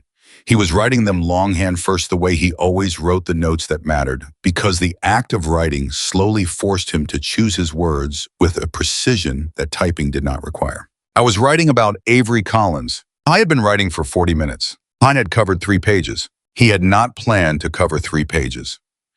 He had planned a paragraph. Maybe 2. The formal language of evaluation: reporting candidate, demonstrated candidate, achieved candidate, exceeded. The careful, contained vocabulary of institutional documentation. But what he was writing was not that. What he was writing was the thing underneath the evaluation. The thing that the score sheets captured in numbers but could not capture in meaning. He was writing about the 4 seconds. He was writing about the assumption. He was writing about the moment in the Nevada Valley when a 19-year-old girl told a 23-year veteran to stop talking because she was trying to read the wind, And the 23-year veteran had, without being entirely aware of what he was doing, experienced the specific and valuable humiliation of being correctly told to be quiet by someone who knew more than he did about the thing that was happening. I was writing about what that felt like, not because it was comfortable to write, because it was important to document, because if he was the only one who knew that it happened, the lesson died with him. And the lesson was too important to let die. I was writing it so that the next evaluation team that received a file with numbers that seemed anomalous would read his notes and think twice before spending 4 seconds in a parking lot making a judgment they would spend 2 days revising. I was writing it for the next person who arrived at a facility like this, carrying something bigger than themselves, something inherited, something built by someone who was no longer there, but who had built it so carefully that it was more durable than time. I was writing it for the files, for the record, for the truth of what had happened here, which was more than a 19-year-old girl breaking a distance record in a Nevada valley. What had happened here was something that institutions needed and rarely got, which was a genuine reckoning with the gap between their assumptions and the reality in front of them. He wrote for a long time. When he finally set the pen down, it was late. The common area had emptied. Carter had gone to his quarters. Rhodes had gone to his quarters. Daniels had gone to his quarters. Kowalski had said goodnight an hour ago. The only other person still in the common area was Avery. She was sitting at the far end of the table with a notebook of her own. Lawson looked at her for a moment without saying anything. Then he said, "What are you writing?" She looked up. "Ballistics notes, wind cycle observations from today, cross-referencing against the Nevada site data from previous evaluation sessions that I requested from the program archive." Lawson stared at her. "You requested the Nevada site data from the archive." "Before we left Camp Pendleton," she said. "When you announced the extension, I knew the site would have historical data. I requested it through the program coordinator during the transport. Torres had it forwarded to my tablet." "You studied historical Nevada site data in the back of the transport truck." "Yes," she said, "and compared it against my own real-time observation when we arrived. The historical data has a pattern inconsistency in the northern ridgeline wind interaction data that the official assessment does not account for. I documented it today. It's in my notes." She paused. "I thought you might want it for the program records." Lawson looked at her for a very long time. Then he said, "You are going to submit those notes as a supplemental to my evaluation report. If that's useful," she said. "It is useful," he said. "It is extremely useful.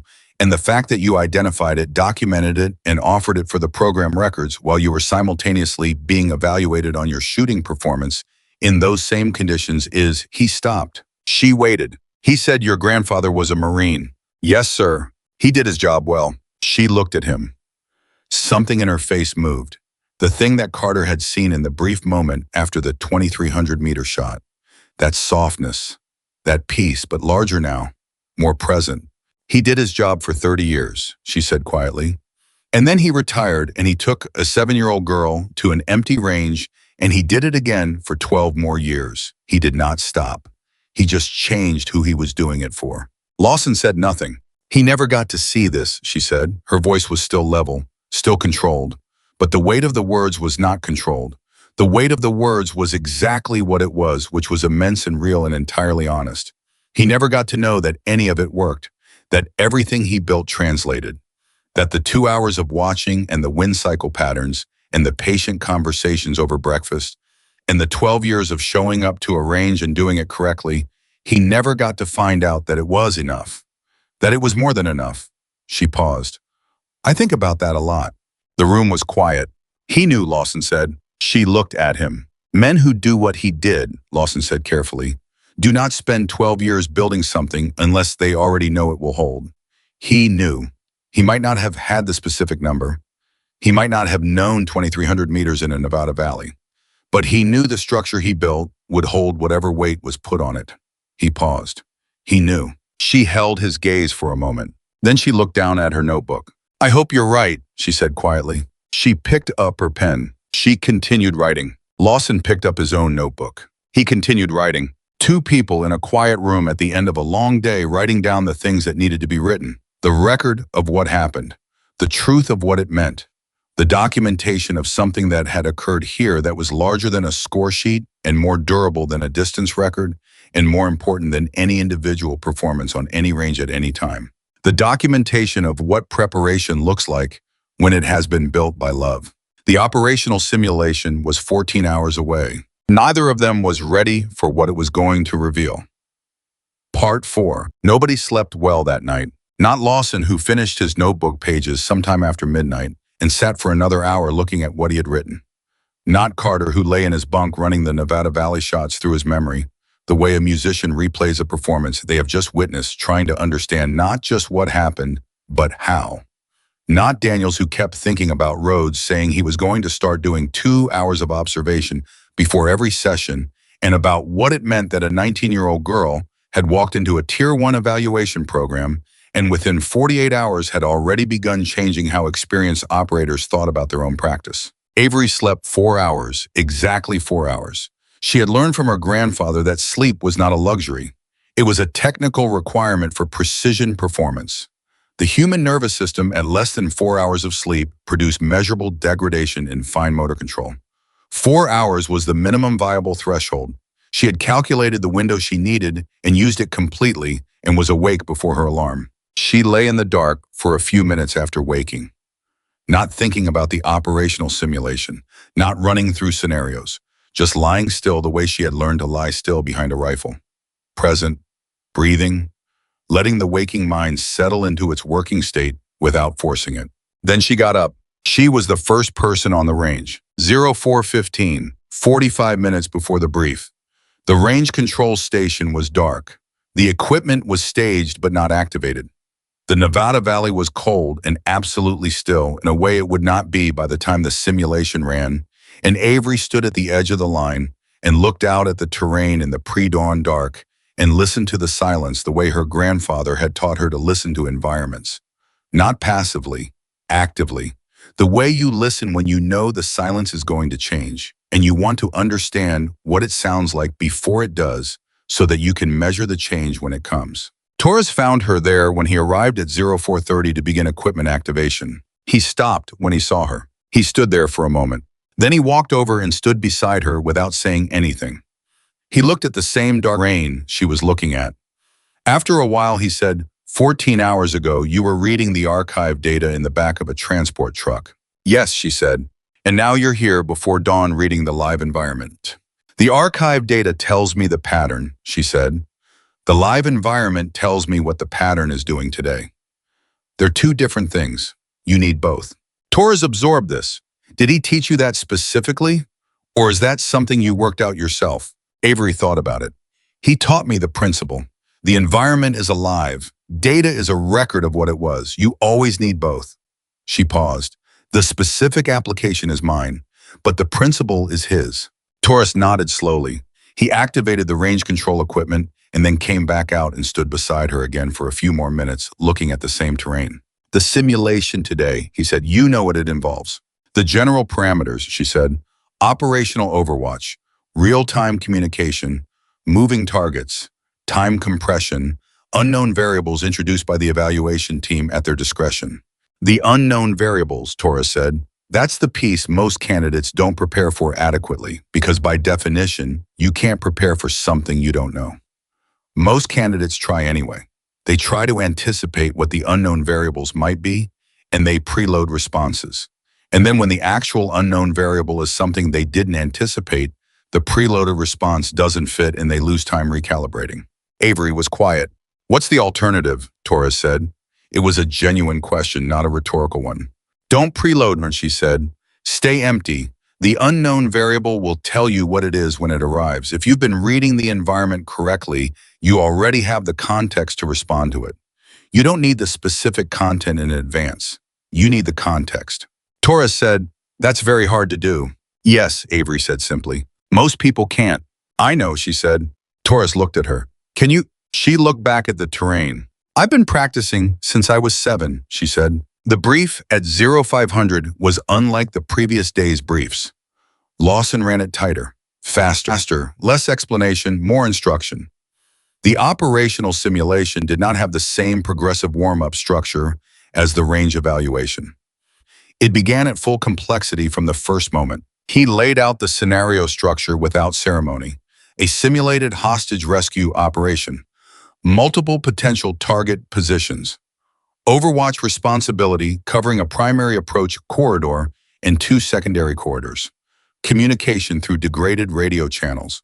Time windows that would be compressed without warning.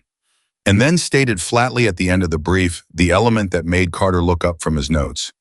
Evaluation staff will introduce disruptive variables at their discretion throughout the simulation. These variables are not predetermined. They will be generated in real time based on candidate performance. The purpose is to evaluate adaptive response under genuine uncertainty. The room processed this. Rhodes said, genuine uncertainty, meaning the variables aren't scripted. Correct, Lawson said, meaning you don't know what they'll be either. I know the category of variables available to the evaluation staff, Lawson said. I do not know which specific variables they will deploy or when. Carter said, who's running the variable deployment? Kowalski, Lawson said. Carter and Rhodes exchanged a look. Kowalski had been in the field in 3 operational theaters. His ability to generate realistic operational complexity was not theoretical. When Kowalski decided to introduce a disruptive variable, it would be the kind of disruptive variable that came from experience with the actual ways that operational situations deteriorated. Daniels watched Avery during this exchange. She was writing in her notebook, not looking up. She had heard all of it. He could tell from the slight change in her pen speed when Kowalski's name was mentioned.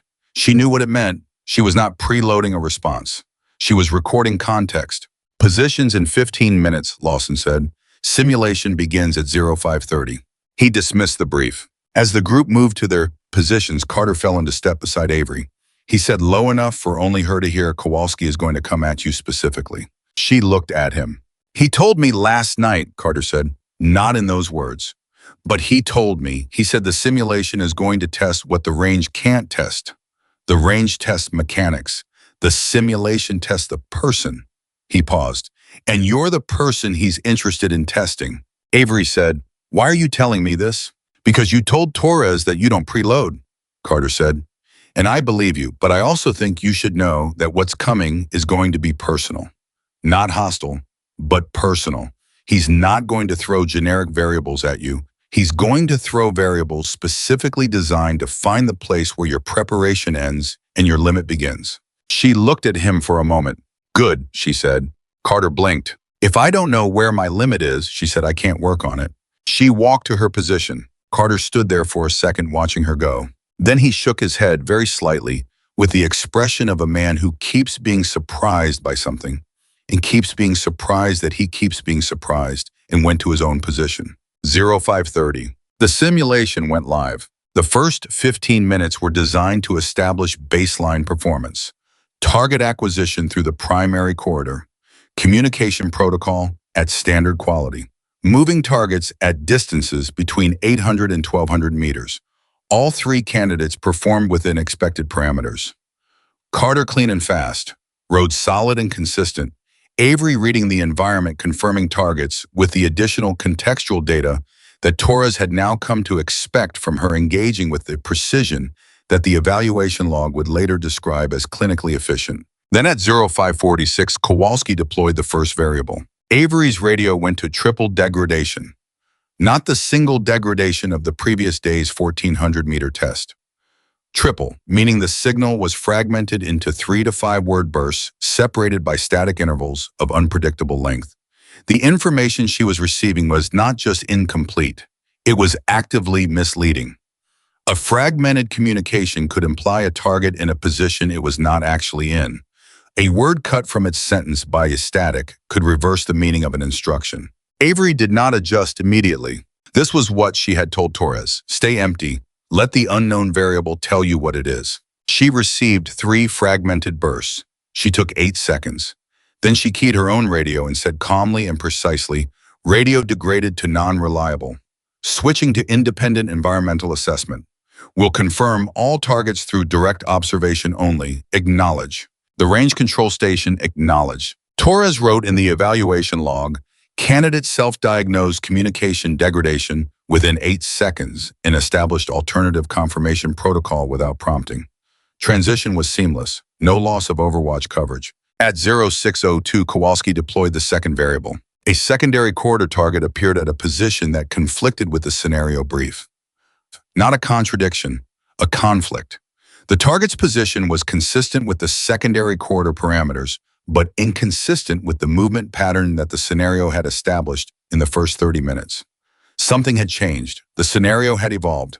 A candidate who was running a preloaded response to the scripted scenario would have flagged it as an error. A candidate who was running the actual environment would recognize it as new information. Carter caught it in 40 seconds.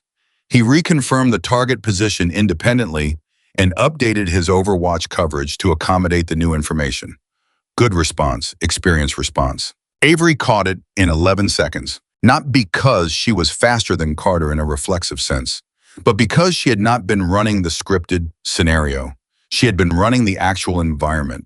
The movement pattern shift was not a deviation from her model. It was a development within it. She had seen the precondition for it 6 minutes earlier in the way the scenario targets were moving through the primary corridor and had noted it in real time as a factor that might develop. When it developed, she was already waiting for it. Her updated Overwatch call came through 11 seconds after the target appeared. In the control station, Torres stopped writing and just read what the radio log was recording. Then he picked up his pen and wrote, "Candidate identified environmental precondition for corridor shift 6 minutes prior to shift." Response was not reactive, it was anticipatory. Kowalski, listening through his own headset, heard Torres's radio log notation being read back to the evaluation station. He said nothing, but he shifted in his position slightly. The shift of a man who has just discovered that the opponent he is playing against is playing a different game than the one he prepared to play against. He reached for the variable control panel. 0617, 70 minutes into the simulation, the moment where, in Kowalski's experience, candidates began to accumulate fatigue. Not physical fatigue, mental fatigue. The specific cognitive load of sustained precision attention began to compound at around 70 minutes in a high-complexity simulation. Errors that did not appear in the first hour began to emerge. Small errors. But in precision work, small errors were the only kind that mattered. Kowalski deployed the third variable. He introduced a false target. Not an obvious false target, a sophisticated one. A target that appeared in a position consistent with the scenario at a time. Consistent with the scenario, moving in a pattern, consistent with the scenario. But that carried a specific identification marker in its presentation that a candidate following proper confirmation protocol would catch on second look. The marker was subtle. It had been developed over years of evaluation experience as the most reliable test of whether a candidate was still running independent confirmation or had begun to rely on scenario context to substitute for verification. Of the dozens of candidates who had been through this simulation, approximately 40% caught the false target on first confirmation and did not engage. The rest engaged, not because they were bad shooters, because at 70 minutes of sustained cognitive load, the brain found shortcuts. The brain began to fill in verification steps with contextual inference rather than running them completely. Carter engaged the false target. He realized immediately. Before the simulated shot had finished its assessment cycle, he keyed his radio and said, "Target reconfirm, hold." He ran his second confirmation. He caught the marker. He called the correction. His recovery was fast and professional. Rhodes engaged the false target and did not self-correct. The evaluation log noted it. Avery did not engage. She held for 14 seconds on the false target. Then she keyed her radio and said, "Target negative. Confirm negative, identification marker inconsistent with scenario population. This target is not within the engagement parameters." The range control station confirmed. Torres put down his pen entirely. He looked at the radio log for a moment, then he looked at the ceiling, then he picked up his pen. He wrote, "Candidate identified false target identification marker on first confirmation. Did not engage. Call time 14 seconds. At 73 minutes of simulation runtime in triple degraded communication conditions. No error, no hesitation on the call. Negative was stated with the same certainty as every confirmed engagement in this session." I underlined the last sentence. I was not a man who underlined things in official logs. He underlined it. Kowalski received the Torres notation through his headset relay. He sat with it for a moment. Then he said, quietly to the empty air around him, All right, not defeated, not even entirely surprised, but the something of a man who has spent a career testing people's limits and has just discovered that the limit he was looking for is not where he expected to find it. He reached for the variable panel one more time, 0631. The simulation was running 86 minutes. Kowalski deployed the fourth variable. This was the one Carter had warned Avery about. The personal one, not technically personal, but designed with a specific knowledge of Avery Collins's profile that Lawson had shared with Kowalski the night before after the notebook session, when Lawson had knocked on Kowalski's door and handed him 3 pages of handwritten notes and said, "Design the fourth variable around this." The fourth variable was a communication from range control delivered through Avery's now partially restored radio channel that informed her of a change in the simulation's primary objective. The hostage rescue scenario was being reclassified. The primary target was now a high-value elimination, not a rescue. The simulation had pivoted. The mission had changed. It was legal. It was within simulation parameters. It happened in real operational context. Missions changed. Objectives reclassified. Shooters had to adapt. But Kowalski and Lawson both knew that this particular pivot touched something specific for a shooter trained by a Vietnam-era long-range reconnaissance Marine. A man who had done things in a war that he never spoke about. A man whose silence about what he had done was a form of testimony in itself. A man who had taken a 7-year-old girl to a range and spent 12 years teaching her not just how to shoot, but how to think about shooting. And part of that thinking, the part that Lawson had read in Avery's intake file and had only fully understood after 3 pages of handwritten notes, was a deeply held and rigorously examined philosophy about what shooting was for. Her grandfather had not taught her to be a weapon. He had taught her to be a tool that served a specific and limited purpose under specific and limited conditions. And those conditions did not casually include elimination. The radio message came through. Avery did not respond for 22 seconds. 22 seconds is not a long time in ordinary life. In a simulation at 86 minutes of runtime in triple degraded communication conditions with active overwatch responsibility across 3 corridors, 22 seconds was significant. The evaluation team registered it. Torres logged it. Kowalski tracked it. Then Avery keyed her radio. She said, "Mission reclassification received. Requesting confirmation of reclassification authority. Who authorized the pivot and through what command channel?" The range control operator following the simulation script provided the authorization chain. Standard. Complete. By the book. 20 more seconds of silence. Then Avery said, "Confirmed. Mission parameters updated. Adjusting overwatch coverage for revised primary objective." She continued the simulation without further pause. But in those 42 seconds, something had happened that was not in any evaluation log and was not visible in any score sheet and could not be captured in any formal documentation. Something private had occurred, a conversation that nobody else had access to, the conversation that Carter had told her about in the hallway after the Nevada session, the conversation that her grandfather had told her every sniper carries into the quiet. She had won it, not easily, not without cost, but she had won it. And she had won it in 42 seconds while maintaining overwatch responsibility across 3 corridors in triple degraded communication conditions at 86 minutes of simulation runtime. Kowalski logged it personally. Variable 4 deployed at 0631. Candidate requested command authority confirmation before accepting reclassification. Response time, 42 seconds total. This is not a deficiency. This is the correct protocol response to an unexpected mission pivot. Candidate demonstrated that ethical confirmation is a non-negotiable step even under time pressure. Candidate then executed the revised mission without error. He paused. He added one more line. This candidate does not take shortcuts, not mechanical ones, not ethical ones. He closed the log. At 0715, the simulation entered its final phase. All 3 candidates converged on the primary corridor for the culminating engagement sequence.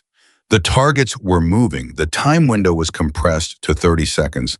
All 3 candidates had to coordinate overwatch coverage through their radio network, which meant they had to communicate with each other in real time while simultaneously managing their individual sectors. Carter ran the coordination. It was the natural role for the most experienced operator, and he took it without being asked, which was the correct professional judgment. He called sectors. He confirmed coverage with Rhodes and Avery. He managed the time window countdown through his headset. At 20 seconds remaining, a target appeared in the primary corridor at a distance of 1,900 meters, outside the standard engagement range for the simulation parameters, but within the range that the evaluation had demonstrated Avery could reach. Carter said through the radio, "Target, primary corridor, 1900, Collins sector." She had already seen it. She had already started the wind calculation. She had already identified the cycle in the corridor's crosswind, a smaller version of the valley dynamic that would give her a window of manageable conditions in the next 8 to 10 seconds. She had been reading the corridor's wind since 0530. She fired. The simulated target was confirmed. 1,900 meters, 20-second time window. Triple degraded communication. 81 minutes into the simulation, after a 42-second ethical verification process, after a false target identification, after a mission reclassification, after everything that Kowalski had deployed to find her limit. She fired once and the target confirmed. Carter's voice came through the radio. He said, "All sectors clear, simulation complete." And then in the small pause that followed, while the range control station was logging the completion data and the evaluation team was beginning to process the results, Carter said something that was not in the script and was not required and was not professional communication. He said through the radio so that everyone with a headset could hear outstanding. One word. He said it the way experienced operators say things when they mean them, absolutely without qualification or inflation. Not as encouragement, not as kindness, as assessment. Torres heard it and wrote it in the margin of his log. Daniels heard it and felt something in his chest that was close to what he imagined pride felt like when it was not about yourself, but about something you had witnessed. Lawson heard it and closed his eyes for 1 second. 1 second. Then he opened them and said, "Range is cold. Return to base facility." The debrief at 0800 was the longest debrief in the evaluation program's history. Not because there were problems, because there was too much to account for. Torres had filled more pages of evaluation log than had ever been filled in a single simulation session. Kowalski's variable deployment log contained 4 entries each with more written analysis than the standard log format provided space for. He had written in the margins. He had written on the back of the page. He had requested additional pages from Torres mid-simulation. Lawson ran the debrief methodically. He went through each phase. He discussed each variable. He gave each candidate specific feedback on specific decisions. When he reached the 4th variable, he paused. He said the mission reclassification variable was designed to test decision-making under ethical pressure. He looked at the room. The correct response is to confirm command authority before accepting the reclassification. This is written in the operational protocol.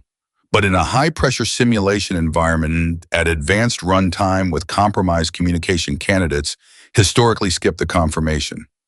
They accept the reclassification on face value because the confirmation step adds time and the time pressure is already extreme.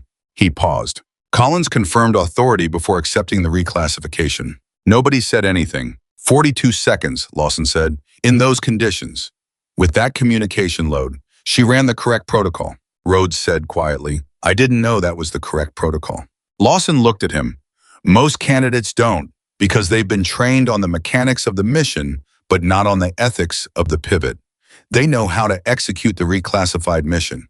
They don't know that they're allowed to ask who authorized it first. He paused. Collins knew. Carter said her grandfather. Lawson looked at Carter. Her grandfather taught her, Carter said. Not the specific protocol, the principle underneath it. That a shooter is not obligated to execute any mission that has not been properly authorized through a legitimate command chain. That confirmation is not hesitation. That asking who authorized something is not insubordination. That the ethical step and the tactical step are not in competition. He paused. He taught her that when she was a kid, before she ever fired a live round. The room was quiet. Lawson said yes. He did not add anything to it. The word was enough. It carried everything that needed to be carried. He moved to the final summary. Total simulation performance, he said. All metrics.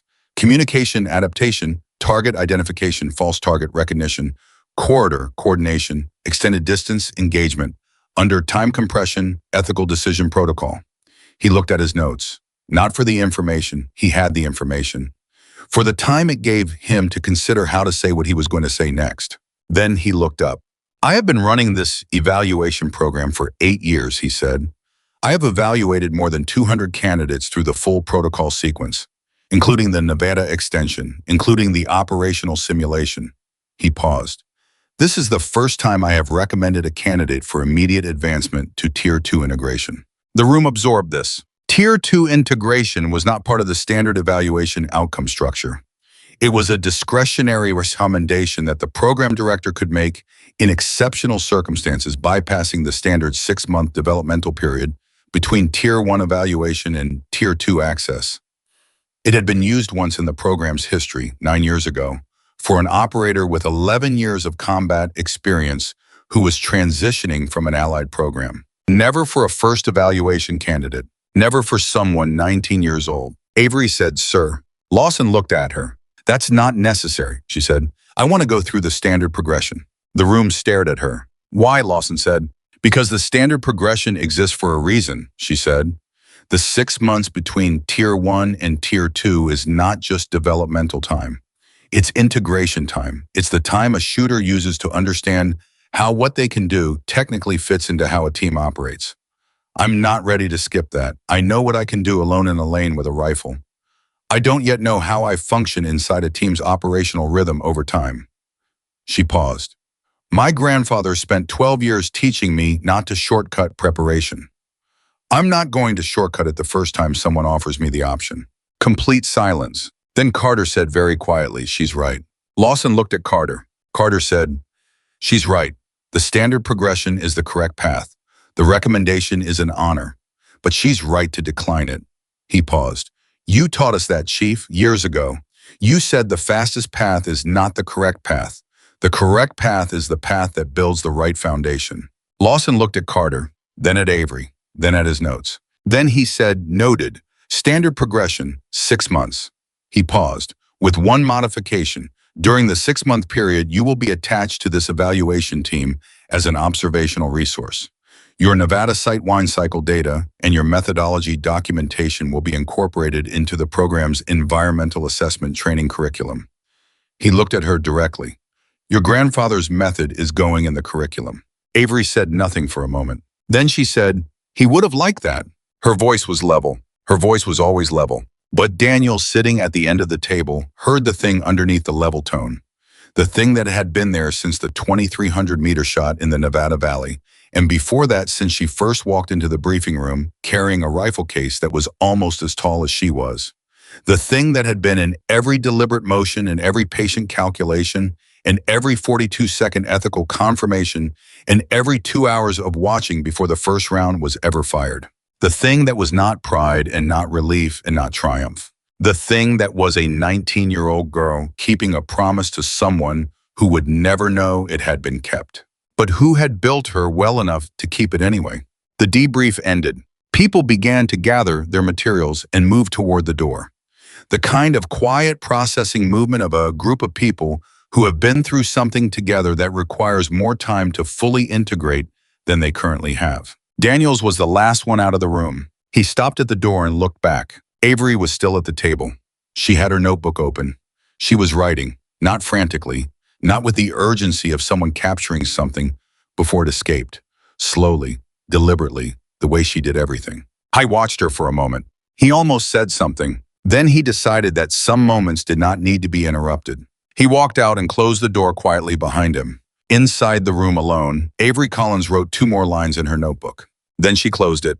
She put her hand on the cover. She kept it there. The 2 lines Avery had written in her notebook before closing it were not tactical notes. They were not ballistics data.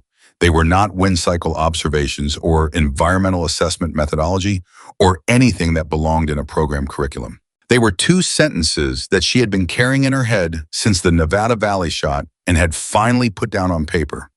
Because some things need to exist outside the mind before they become real. She had written he built something that lasted.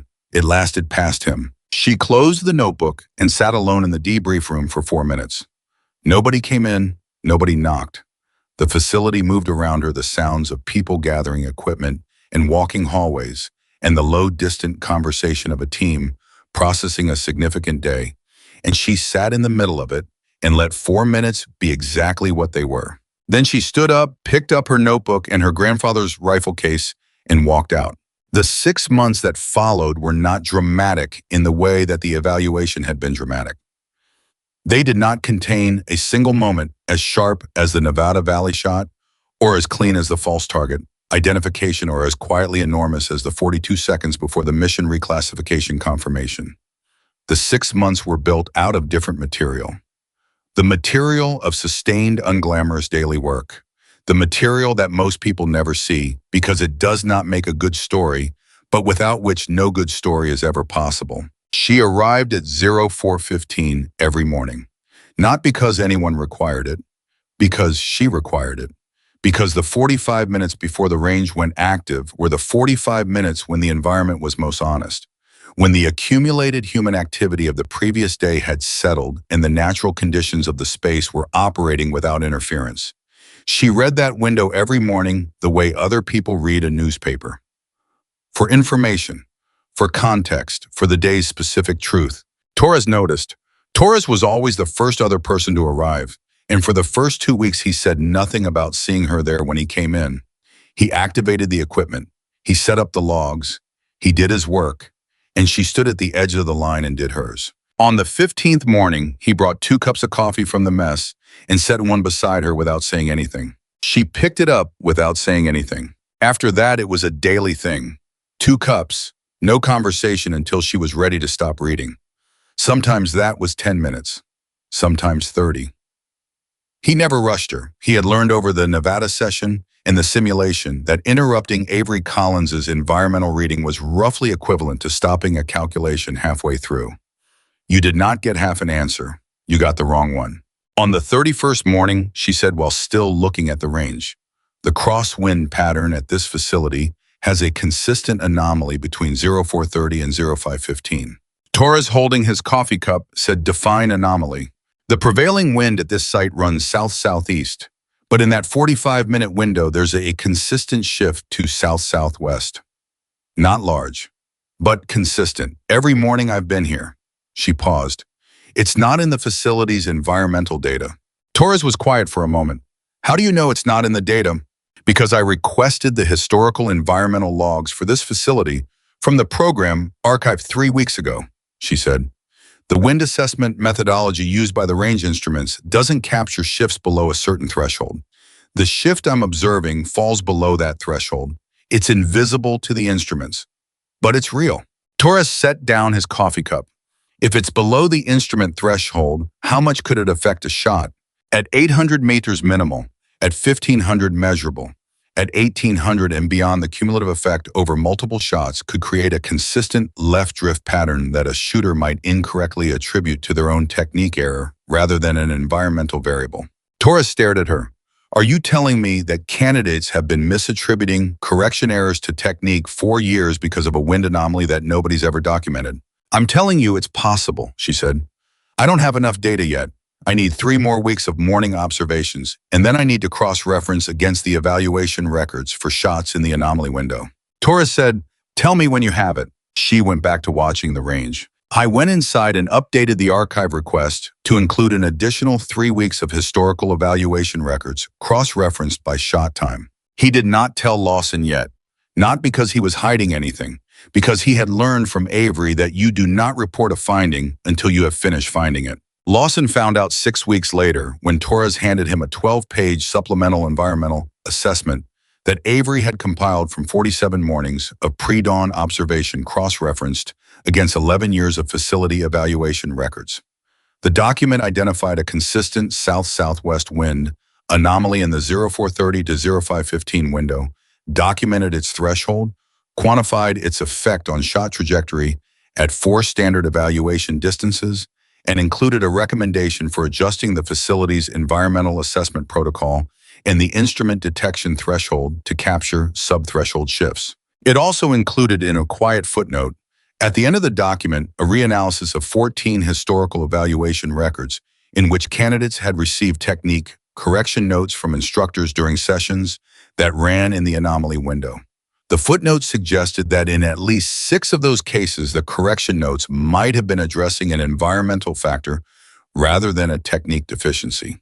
Lawson read the document twice. He sat with it for a long time. Then he walked to the range. Avery was in her lane running her standard morning session.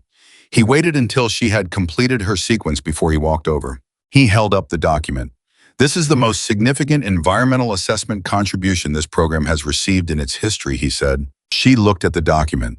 I had 47 mornings to look at it. Other people have had years of mornings to look at it, he said. They didn't see it.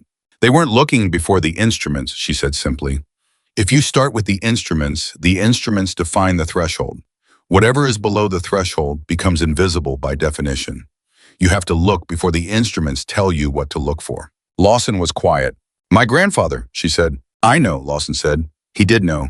He had known since the debrief, since the notebook pages, since the 4 seconds in the parking lot that he was still quietly every day in the small ways working to undo it himself. I know where it comes from. He paused. I'm submitting this as a formal program document with your name as primary author, he said. It will go into the training curriculum alongside the wind cycle methodology from Nevada. Avery looked at the range. He would have found that funny, she said. A Vietnam Marines range methodology in a SEAL training curriculum. Why funny, Lawson asked. Because he never thought of what he taught me as a method, she said. He thought of it as common sense. He would have been puzzled that it needed to be written down. Lawson said the things that seem like common sense to the people who know them best are usually the things that are hardest for everyone else to learn. He paused. That's why they need to be written down. She nodded. He walked back toward the facility. She went back to her lane. 3 weeks after that, the program received a visitor. His name was Colonel Raymond Stiles. He was the commanding officer of the Advanced Reconnaissance Integration Program, the Tier 2 structure that fed from the evaluation program where Avery was completing her 6 months. He was 61 years old, combat veteran of 2 wars, and had been in the business of identifying precision talent for 3 decades. He visited the evaluation facility twice a year for routine observation. His visits were not events. They were quiet. He sat at the back of the range and watched and said very little, and left and submitted his own assessment to the Program Oversight Committee. He arrived on a Tuesday morning. He arrived at 0440. He found Avery at the edge of the line reading the environment. He did not announce himself. He stood back. He watched. He watched for 30 minutes. Then Torres arrived with 2 cups of coffee. He saw Stiles stopped and began to say something. Stiles held up one hand. Torres stopped. Stiles pointed at the 2 coffee cups and then at the range where Avery was standing. Torres, after a brief pause that contained a significant amount of rapid decision-making, handed both cups to Stiles and went inside to get another one. Stiles walked to the edge of the line. He stood beside Avery. He held out a cup. She took it without looking at who was handing it to her. Her eyes were on the range. They stood in silence for 8 minutes. Then she said, "You're not Torres." "No," Stiles said. "You arrived during the anomaly window." "The what?" "South-southwest crosswind shift. It runs from 0430 to 0515. Below an instrument threshold, but measurable through direct observation. I've been documenting it." She paused. "You came in during it, from the south side of the facility." Stiles was quiet. "What does my entry path have to do with the anomaly?" "You displaced air when you came through the south entrance. The displacement confirmed the direction of the sub-threshold shift. I've been waiting for a large enough human-scale displacement event to verify my measurement methodology against a real-world reference." She paused. "You were useful." Stiles stared at the side of her face for a moment. She was still looking at the range. He said, "I'm Colonel Raymond Stiles." She looked at him then. She looked at him the way she looked at everything, completely, without the kind of layered social reaction that most people produce when they discover they have been standing next to a colonel for 8 minutes without knowing it. She looked at him the way she looked at an environment for information. "I know who you are," she said. "Lawson briefed the team on your visit schedule. And you still didn't recognize me when I handed you the coffee." "I was reading the range," she said. He looked at her for a long moment. Then he said, "Tell me about the anomaly." She told him. Precisely. Without preamble. Without the kind of performance that people sometimes produce when they suddenly become aware they are speaking to someone with authority over their career. She told him what she had observed, how she had measured it, what it meant for shot trajectory at extended distances, and what she had recommended for the program's environmental assessment protocol. He listened to all of it without interrupting. When she finished, he said, "How long did this take you to put together?" 47 mornings of direct observation, she said, cross-referenced against 11 years of evaluation records, while completing your standard 6-month progression. Yes, while being attached to the evaluation team as an observational resource. Yes, he looked at his coffee cup, then at the range, then at her. Lawson sent me the Nevada Extension documentation before I came, he said, and the operational simulation log and the supplemental environmental assessment. He paused. I read all of it on the plane. She said nothing. I've been doing this for 30 years, he said. I have visited 47 evaluation facilities in 4 branches of service. I have read more evaluation logs than I can count, he paused. I have never read documentation like what Lawson sent me. She said, the documentation is accurate. I know it's accurate, he said. That's not what I mean. He thought about how to say what he meant. Most evaluation documentation captures what a candidate did. What Lawson sent me captures something different. It captures how a candidate thinks, the methodology underneath the performance, the architecture of preparation. He paused. That architecture is unusual. My grandfather built it, she said. I know, Stiles said. Lawson's cover note was 3 pages long. About half of it was about a Marine who died 2 years ago. He paused. Lawson does not write 3-page cover notes. He writes 3-line cover notes. He has done so for 8 years. She looked at the range. I wanted you to understand the context, she said quietly. I wanted me to understand what I was looking at before I looked at it, Stiles said, which is a principle he appears to have learned from you, which you appear to have learned from someone who learned it in Vietnam. He paused. How long was your grandfather in service? 12 years active, then 30 years teaching a granddaughter, she said. He considered them the same service. Stiles was quiet for a long time. The anomaly window ended. The wind pattern normalized. The range began its transition into the active morning condition as the temperature climbed and the environment became what it would be for the rest of the day. Stiles finished his coffee. He said, I came here for a routine observation visit. I know, she said. I'm going to stay for 3 days instead of 2, he said. I want to observe the full evaluation cycle, including the morning window. She said, you'll need to arrive at 0430. The anomaly starts then. I'll arrive at 0430, he said. He walked toward the facility. Lawson was standing at the entrance. He had seen Stiles arrive. He had seen Torres redirect.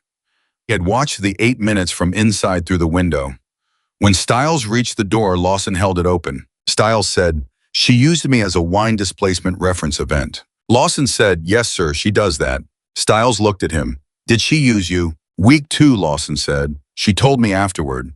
She said my boot pattern in the morning gravel was consistent enough to serve as a baseline displacement measurement. Stiles said nothing for a moment. Then he walked inside. The 3 days of Stiles' extended visit were 3 days of quiet, sustained, unglamorous performance. Not the compressed drama of an evaluation. Not the sharp angles of a Nevada Valley shot. Just 3 days of Avery Collins doing what she did every day, which was to be completely present and completely prepared and completely honest in everything she did, without performance and without calculation and without the self-consciousness that awareness of observation usually produces. Because she was not aware of the observation in the way that most people are aware of it. She was aware of Stiles the way she was aware of every element of her environment. He was information, he was a variable, he was not a threat, and he was not an opportunity. He was part of the context in which the work occurred, and like every other part of the context, she had read him on the first morning and incorporated him into her picture and moved on. Stiles told Lawson on the evening of the second day, she doesn't perform for the observer. Lawson said, no, sir. Most candidates, even the exceptional ones, have an observer response. A slight elevation in performance when they know someone important is watching. It's natural, it's human. He paused. She doesn't have it. No, Lawson said. Why not? Lawson thought about it. Because she's not performing for us, he said. She's performing for him. Him, the grandfather, every session, and he's not here to observe. So the observer is irrelevant to the performance. Stiles sat with that. He built that too, he said finally. Yes, sir, Lawson said. He built all of it. On the morning of the third day, Stiles arrived at 0429. Avery was already there. He walked to the edge of the line and stood beside her and did not say anything. The anomaly window was open. The sub-threshold southwest shift was running. She was reading it the way she read it every morning, with the same attention and the same patience as the first morning, as if the 47 mornings before it had not made her any less interested in what this specific morning had to say. After 20 minutes, Stiles said, "I'm going to make a recommendation to the Program Oversight Committee." She said nothing. "I'm going to recommend a formal reclassification of the evaluation program's environmental assessment protocol based on your documented anomaly research, program-wide, all facilities." She looked at him. "The sub-threshold monitoring gap you identified is not unique to this facility," he said.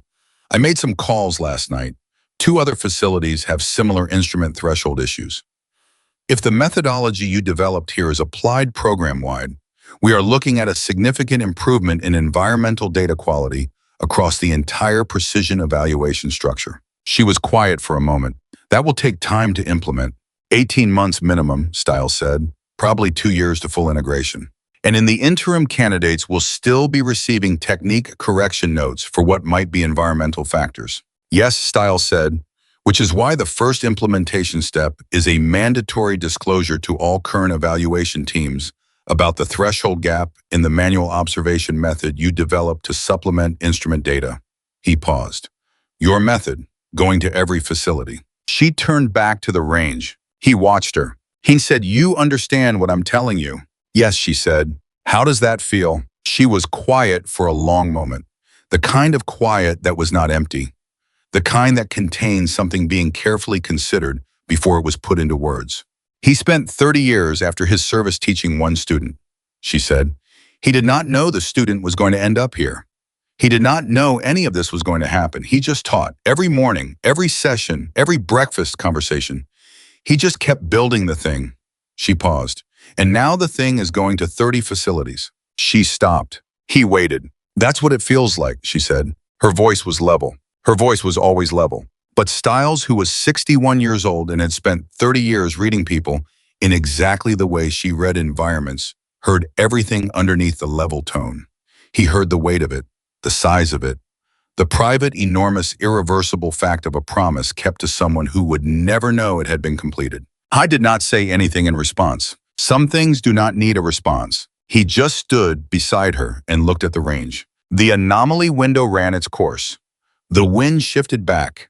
The morning became what it always became after 0515, and the range began to wake up around them, and Torres came out with coffee, and Lawson arrived, and the day's work began. 6 weeks after Stiles' visit, the evaluation program received a formal letter from the Program Oversight Committee. The letter confirmed the reclassification of the environmental assessment protocol. It confirmed the development of a supplemental manual observation training module to be implemented at all facilities. And it confirmed the selection of a primary consultant to lead the protocol integration across the evaluation structure. The consultant was Avery Collins, 20 years old, still in her 6-month progression period, still learning every morning what the environment had decided to do today. Lawson read the letter twice. Then he walked to the range and found her where she always was at that hour at the edge of the line reading. He stood beside her. He did not give her the letter. He would give it to her after the morning window. He would give it to her when she was ready to receive information, not during the reading. He just stood beside her. After a while, she said, "The Oversight Committee letter arrived." He said, "How did you know?" "You walked differently," she said. "Your pace from the facility entrance to the range line was 4 steps shorter than your standard morning pace. You were carrying something you wanted to share." He stared at the side of her face. She was watching the range. "Your grandfather taught you to read people too," he said. "He taught me to read everything," she said. "People are just a slower kind of environment." He exhaled. Not a laugh, not quite. Something adjacent to a laugh that comes from being genuinely, repeatedly, productively surprised by the same person over and over, until the surprise itself becomes a form of appreciation. He said, "The committee confirmed the protocol reclassification and selected you as the integration consultant." She said nothing for a moment. Then she said, "I'll need to visit each facility in person. I can't teach the observation method through documentation alone. It has to be practiced in the specific environment. Every environment is different. I know, Lawson said. I told the committee that when they asked about implementation. How many facilities? 31, he said, including this one. She nodded. She was already calculating. He could see it, not in any dramatic way, in the small, almost invisible way that her attention reorganized itself when she moved from one problem to the next. The environment in front of her remained important. The new information was being integrated alongside it, not instead of it. Hun said Avery. She looked at him. It was the first time he had used her first name. In 4 months. In all the evaluation sessions and debriefs, and early morning range readings, and 3 pages of handwritten notes and a 12-page environmental assessment document. He had always used Collins, the program convention, the professional form. I used her first name now because what he was about to say was not professional. It was true. I threw a folder at a wall the morning you arrived, he said. I know, she said. I did it in front of my entire evaluation team. I know. And you walked into that briefing room 40 minutes later and stood in front of those men and told us exactly who you were, without anger, without performance, without asking us to reconsider anything we had already decided. He paused. That required something that I did not recognize at the time because I was too busy defending the decision I had already made. He paused again. It required a level of self-possession that I have spent 23 years trying to develop. And you walked in with it at 19 years old. She looked at him.